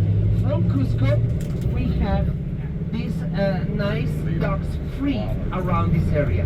And you're gonna notice there is no cats around. Why is no cats? Because the cats are nocturnal. The dogs are during the day, the cats are during the night. And the cats, the environment is not the ground. The cats are normally at the roof of the houses. Go and try to do some mess over there. It's part of it. Yes? Look at this open market. Still, they have vegetables, they have fruit, they have flowers. Why do we need flowers, my friends? People visit the cemeteries and they take flowers with them.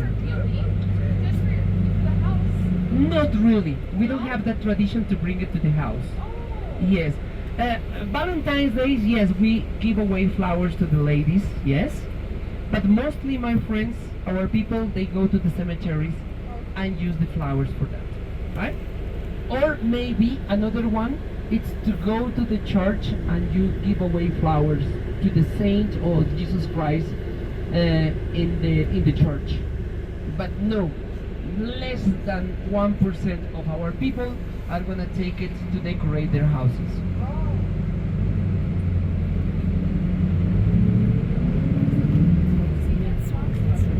Look at the lovely bananas over there. We have grapes, papayas. Oh, we have watermelons here. A lot of fruits always available here in Cusco. We are lucky we have a jungle nearby. We live in also by the seaside over there. They have a very good farming areas also, so we're always going to have a fresh fruit. Now I have a question to you. Everybody look at the left side. below this tarp, left side, 11 o'clock, 10 o'clock now, blue tarp, there is some plants growing over there, right? It's barley, fresh barley and alfalfa. Why do we have this fresh barley and alfalfa here? Anybody, any idea? The animals? Why maybe?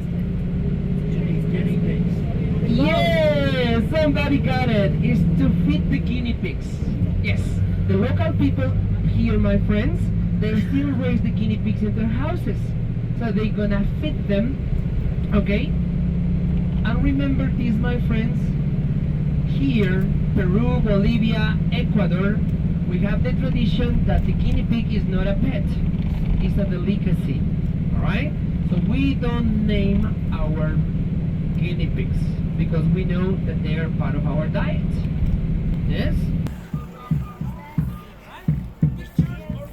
Hola. Welcome, my friends. Yeah, this is me. Welcome. Take some pictures. Or if you want to use the restrooms also, feel I free, have okay? to, I have Yes, to. right here, lovely. Oh, thank this you, way. darling.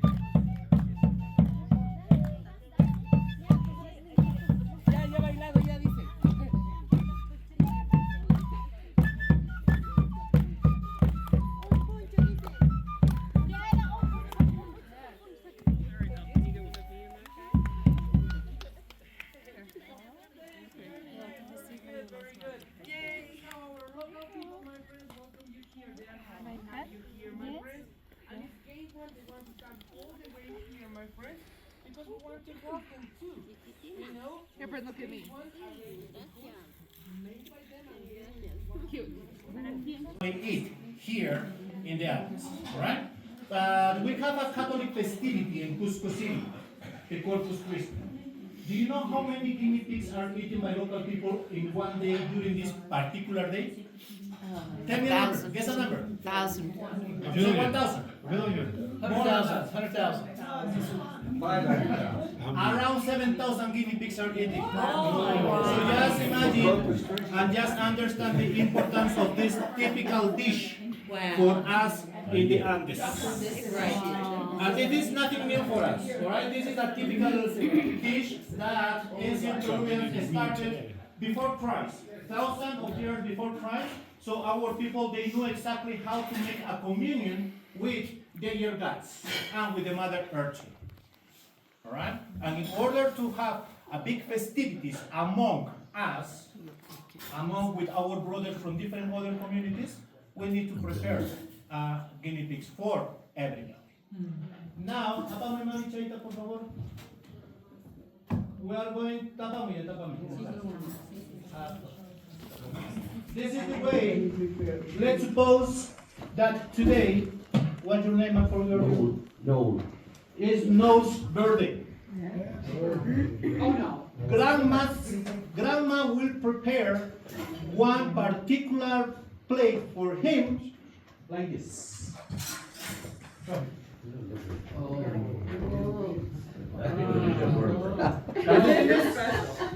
Yep.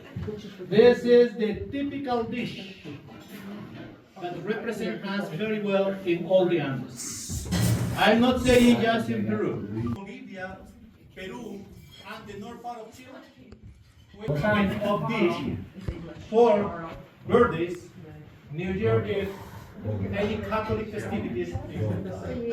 I hire guinea pig for that person who is celebrating birthday, and for the other one, half guinea pig. I remember perfectly when my grandmother wanted to celebrate my birthday, always gave me just an entire guinea pig like this to me. I was maybe 12, 13, 14 years old. I was sitting on the top of the table, as you are doing now. My grandmother beside me, watching all the time my eat it. I was completely full, but I had to finish the guinea pig. It's mandatory. You don't have another choice. For grandma. If you don't finish that, your tummy is that bad. You know, I say, Mama, I'm full. I said, I'm not asking you. You have to finish it. You don't have another way. Otherwise, chap, chap, chap. We'll pass around. We'll pass around. In the clothes that she's wearing. Alright? That's gonna be very quick, my friend. No worries. And then I'm gonna give you some free time for you to explore a little bit around, okay? To explore, because behind her we have the production that they have here. All the products that you see around, they got it here organically, right? They harvest, all right? You can go closer on the products that she used in order to make these nice textiles, like my poncho. And also, dear one, you can buy some of the handicraft they made themselves, also around here, okay? So we will have some time for you. Right. Now, mami, solo textilería casito, ¿ya? Very good. Grimaldina. Oh, Grimaldina again, Grimaldina. I want to show you one little thing about her. Grimaldina, come over here. Oh, sorry, Quechua language. Mistake. I was talking in English. Grimaldina, mama. How do you want that? That's Quechua, by the way. She's got it.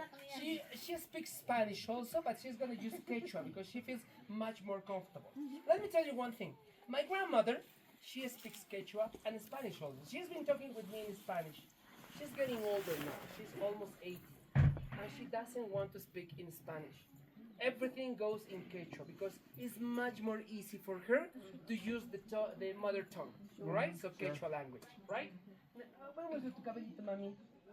Look at her beautiful hair. Oh, wow. Braids, yes, this is traditionally of the ladies of this area. They make the braids like that, right? And notice something. She doesn't have any gray hair. People here, they don't have. I'm gonna teach you the trick, all right? Look at me. Too shiny, too shiny. Me, Leo, Samuel, and all the people that we have around, my friends, especially the ones that we live in Cusco, we are mixed. When the Spaniards came here, they mixed with us, and we all have, all of us, all the Peruvians, we have mixed blood. There is not a straight Incan blood. However, the people in the mountains, they conserve much more percentage of Inca blood than us. That's why they have this beautiful hair. Look at me, I'm already getting bald. Yes? Incan people, they don't get bald. They don't have gray hair also, right? So this is in our genes, my friends, right? So now Grimaldina, my friends, will explain. And I'm gonna put my woolly hat, so if you're gonna have some pictures, it's not gonna be my bald hair. Okay, and Grimaldina will explain us very good. Okay, repeat, okay? There you go. Bueno, señores pasajeros, no kanya pa excited hatong nya pa ikuibang buenas tardes ya pa Have a very good afternoon, ladies and gentlemen. Welcome to my place. No caso ti Grimaldina, asociación ni tutintahmi, asociación hormiguitas, kichwa patahmi sisicha konagaiko. All right, welcome to my association. My name is Grimaldina. The association is called Sisichacuna. Remember the name? Sisichacuna, the hard worker ants. Ni kuna no kakawarit sa ikichis imena tano kay ko pictiliria talang kay kucheta. Yok tap ko ito nok tap sa ikichis no kay kumiko nataway ko lang kaskalay ko manta o kaya siya gusto sun kis mangkarang mi naway ko kay ko. Okay, I'm gonna show you first of all the textiles, but I remember, please, I really hope you enjoy the food that we prepare for all of you. Yes. For our ladies, gracias. Thank you. Sulpaiki means thank you in Quechua language. Iko na no kakawarit sa ikichis imena talang kay ko pictiliria ta cheta awili ko man pa cha pa iko na kya. Now I'm gonna show you what my grandparents teach me how to work with the textiles. Primero tano kay ko kalari ko ubihay ko wilmang manta, ubihay wilma rotuita. All right. First of all, we have to cut the fibers. All right. Out. In this case, they have a sheep wool. All right. Just to show you. Kay sira mi kawami no kay rotuik ubihay wilmanta, sutimi kichwa pikarpa. All right. This is called carpa. It's not a knife. they use this little piece of ceramic to break it down, because if they're gonna use the knife, the animal will get scared. They're gonna think that they're gonna sacrifice it. So that's why they use that one in order to take it out, right?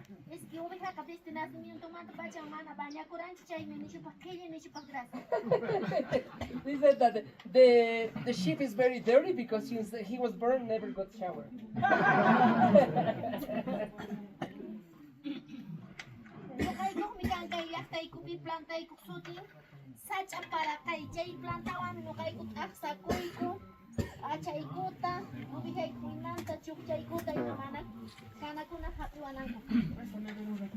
First of all, this is very important. This is the detergent that they use. It's a root, my friends, and they're gonna use it in order to wash their clothes, all right?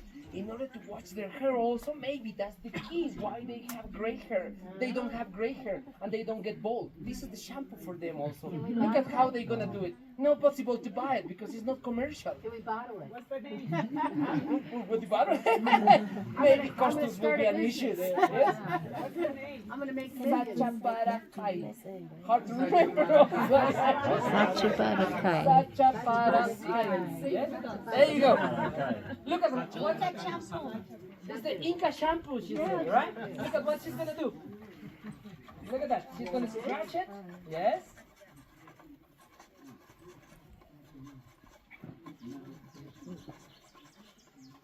Alright, almost done.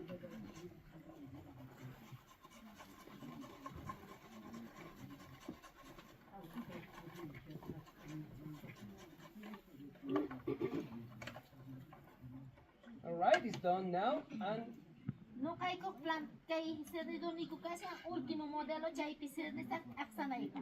I'm gonna be with the last model of my step to rinse the water, right? There you go. The remains of the plant stays over there, and only the liquid pass by. And you're gonna notice now, she's shaking it, and you will see the bubbles coming out. Yeah. Oh, look at shampoo. Yes, like a shampoo, natural. Organico natural Inca shampoo. Natural shampoo, Inca shampoo, yes? All organic, my friend. Beautiful. Okay, now since she has the natural shampoo, she's gonna wash it. Look at it. Alright, the dirty sheep wool will go into the Inca shampoo water. Normally, my friend, it takes much longer, right? They leave it the whole night. So the dirty stuff is gonna come out faster. But,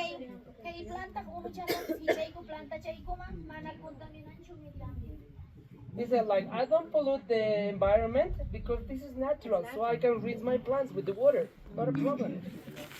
Just rinsing it one more time. And look at the result. Wow. After and before, yeah?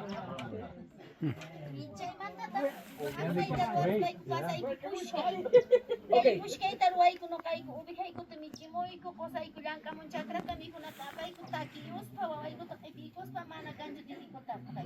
Alright, she's saying that after we're gonna wash it, we're gonna let it dry, and then we're gonna make the threads. Look at how this lady is spinning that wheel in order to make the threads. They are doing that all the time. While they're cooking, you know, they have a few minutes, they're spinning the wheel.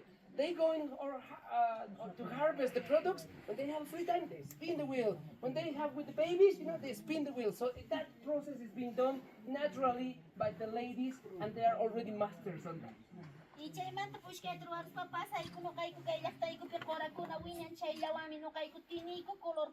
Alright, after that, then once they're gonna have the threads like this, they're gonna dye them using natural products. As you can see, we have different colors. All of them, they are natural, my friends. She's gonna explain you some of them. Kay planta sutini kiyong sakocho kay kiyong sakocho tano kay ko Machu Picchu man tapami ko manalaktay ko picancho pero tini ko kay color ba. That color is coming from that plant. That plant is coming from Machu Picchu area. It's called Quinsacuchu plant. Kay planta sutini kay chikawami no kay ko tini ko color verde. Now, chilca plant for the green color, dark green color.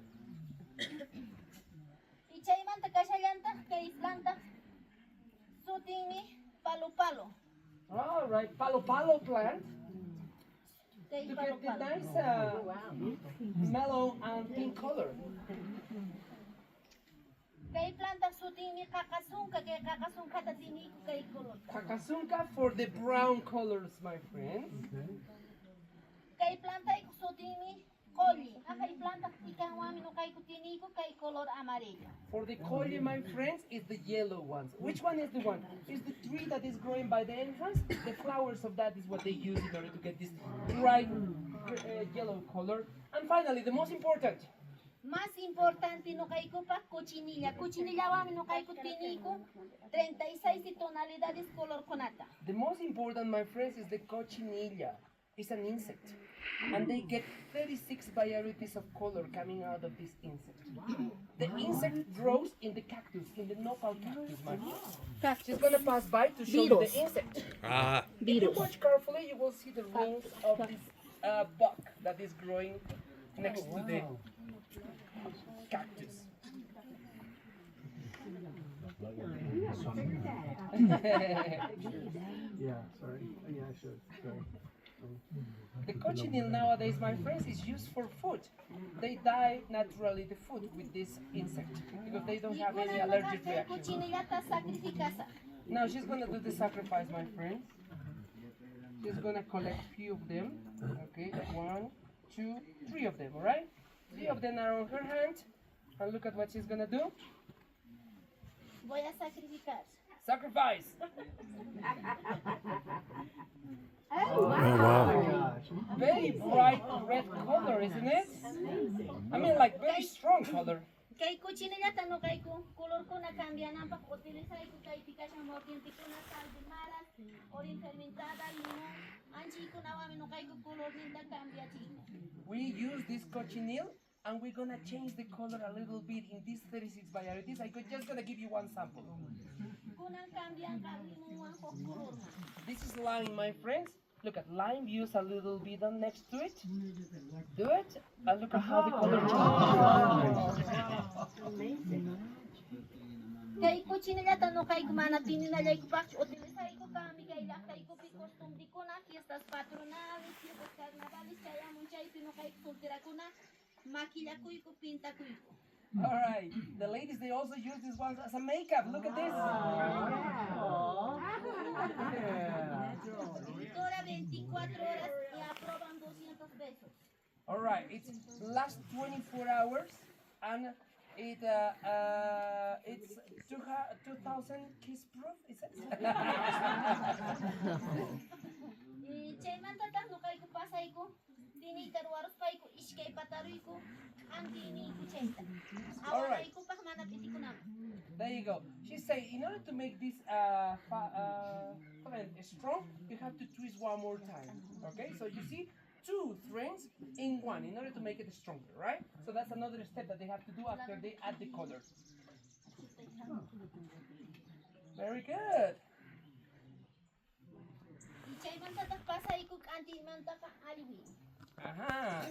After everything is done,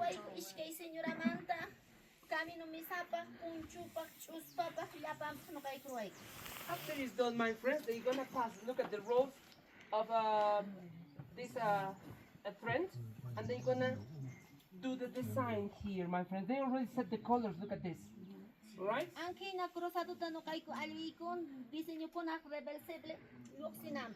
All right. They make a little crossing, so this one is gonna be reversible. That's why, all right? Do you see the beautiful designs we have over there? They have to done it handmade, my friends. Handmade, one by one. ¿Cuánto tiempo toma hacer todo eso, man?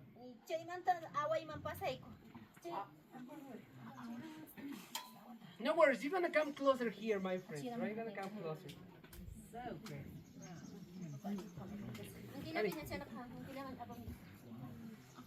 Kaya away tano kay ko man awas away kikikira Ah, okay. They didn't show you, my friends, before. They didn't spread it because it was rainy. That's why they didn't do it. So that's why they're showing you now. This is the way how they do this textile, my friends. Handmade, 100%, right? And this is how they do it. Kay camino de misa tano kay ko away ko kiyong sa kilapitukoy ko imanakti. Unchay me away ko iskeor aknalyam nisyo tawakti ko kasinturay ko nanawang ko. Oh, she said that in order to make this table runner, my friends, that they have beautiful designs. Everything is organic, everything is natural, my friends. They take 3 months, right? Sitting down and using their backs in order to push this kind of device, yes, in order to make it one by one, like this, right? Iskitisin ko na tano kay ko umalyay kumanta away kumana ni papel mantaj mamanta. So this is amazing. The designs that you get to see here, my friends, everything is on their minds. They don't look at the paper to copy it. No, they have it on their mind. They already know what to do. They already know which threads they have to mix. So that's why it's very interesting, my friends, what they have. Ya kay disenyo ko nano kay ko te representawan ko planta ikut, animal ikut, lago na ikut tema. Iranin kay ko tema. Kay planta ikut sotini. Loray po. Kay disenyo ikut sotentah ni loray kay te representawan. All right. Just to give you an idea, the representation is the environment that they have around. Some plants, the lagoon. For example, this little design here is representing the shape of this leaf that grows around and have a beautiful yellow flower. Just a moment. Amen. Kaya ramin kay kuno kay ko pa mas importante kaya ramin tawan no kay ko away ko kakalok sinapak sutini ruki. This is the tool that is called Raqchi, all right? And it's a very important instrument that they use it because they need to tie the threads very close to each other so the wind is not going to pass through, so keeps you warm. I'm warm actually here. And also when it rains, the rain doesn't pass through for a little while. So that's important, yeah? Okay, now she asking you, please, can you guess, I'm going to walk around, the bone of what is this? Llama. Llama. Alpaca. Maybe deer. We have deer here, yes. Nowadays we have horses, maybe a horse. So ha dicho llama, caballo, mula, cuy. No kay ko ruwa ko ira ko turista ko na bisita man ko manaranti ko ang kuch pay ko nakto yung kuman. Is a bone of a passenger who didn't finish his food. I hope you all finish your food, yeah? Very good. Just kidding. It's the leg of a bone of one llama. Leg bone of a llama. Gracias, señores pasajeros. Kunang no kay posisyon tiktalidad tutunin mo kaya siya gustasyon kisman kara. Thank you very much, my dear friends. I really helped my little demonstration. Gracias.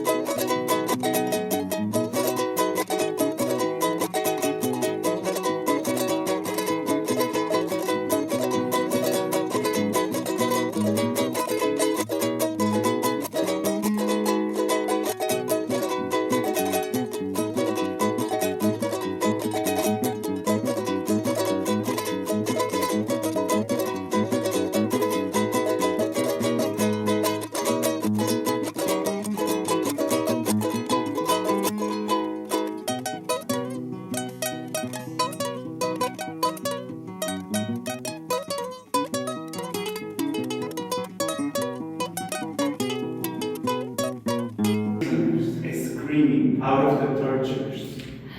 Imagine the screen, how frustrating it is now. We are going to hear a few minutes, but then we are going to hear it now. Right. Just think of the frequency you're always bombarded with. Yeah. Yeah. The echoes in here are amazing. And now we're going to do another test, please. The two of you here on the wall, the two of you over there, but the four of you looking at the wall. Looking at the wall. And we're going to call you, like try to be as close as you can, like this, like when you say, hello, hello, hello, hello. Hello, hello. Hello. Hello. Wow. Wow. Yeah. You hear them like if they were next to you. Yeah. Yes. Vice versa, right? Yes. So it's like very impressive. Masses here.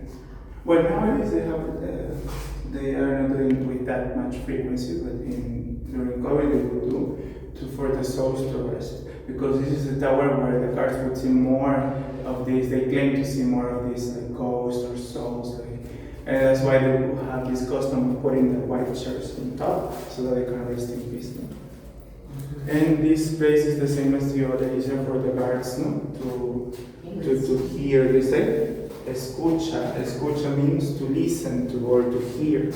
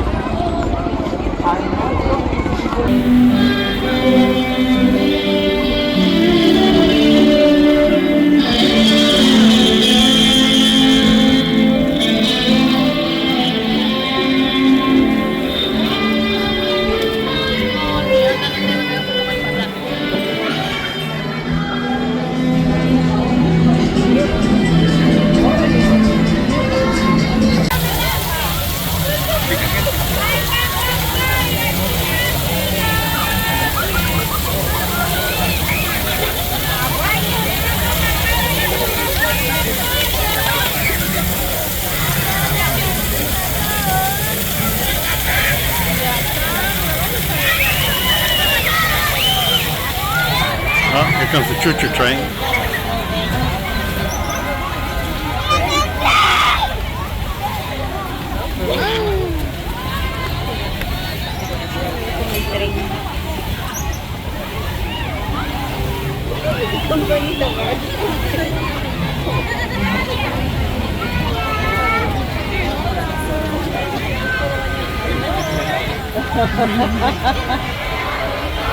Let's continue.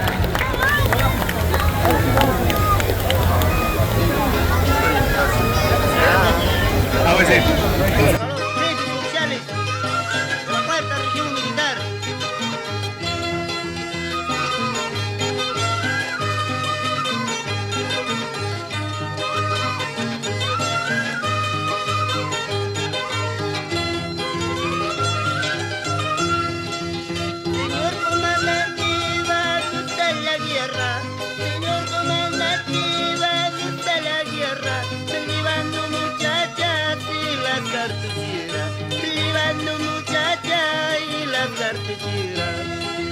Cabe soy sargento, carga tus galones. Cabe sargento, carga tus galones. Yo pobre soldado cargando mochila. Yo pobre soldado cargando mochila. Hermanos les hinchados.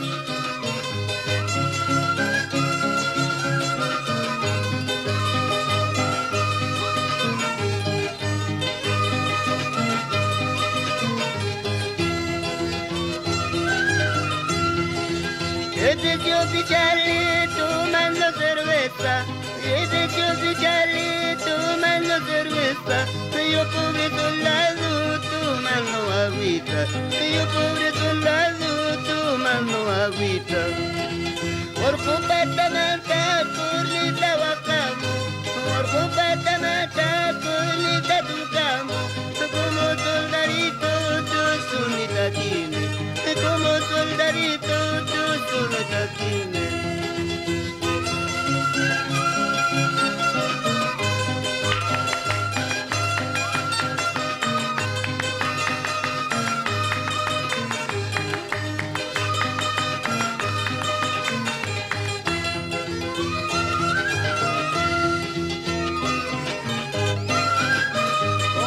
Hermano deshinchado. Pues esos soldados.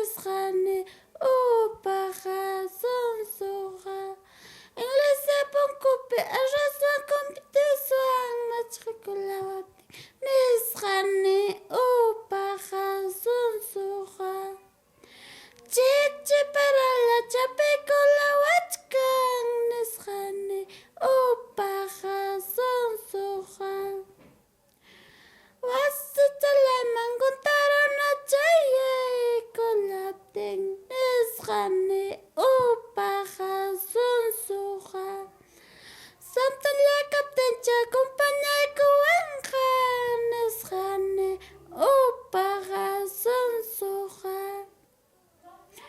Tuta kamuptin pilotos en dipting neskhane sunsuha upaha Tuta ya kapten cha vela peka sakku neskhane upaha sunsuha Cusco chalata puñuka chiwapting neskhane upaha sunsuha Mancha kupticha puñuka sewachkan neskhane upaha sunsuha Pacha chalata urgu kamulapting neskhane upaha sunsuha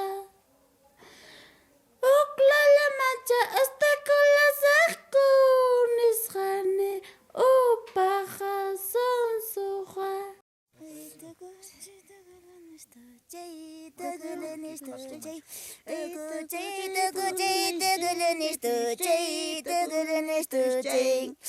Usiki panggupi mayu bayan naika taguraga pocong Kusiki panggupi mayu bayan naika taguraga pocong Dugu cai dugu cai dugu lunes tu cai dugu lunes tu cai dugu cai dugu cai dugu lunes tu cai dugu lunes tu cai Pipartar mai partar sera yugu shenki dugu lunes tu cai Pipartar mai partar roro yugu shenki dugu lunes tu cai Kiche chos no kubuk roro yugu shawu dugu lunes tu cai Kiche chos no kubuk sera yugu shawu dugu lunes tu cai Wasiki pungupi maya bayan naika tagalanas to cai Kisiki pungupi maya bayan naika tagalanas to cai Echa chos no kubuk roro yugu shawu tagalanas to cai Echa chos no kubuk sisa yugu shawu tagalanas to cai Usiki pungupi maya bayan naika tagalanas to cai Usiki pungupi maya bayan naika tagalanas to cai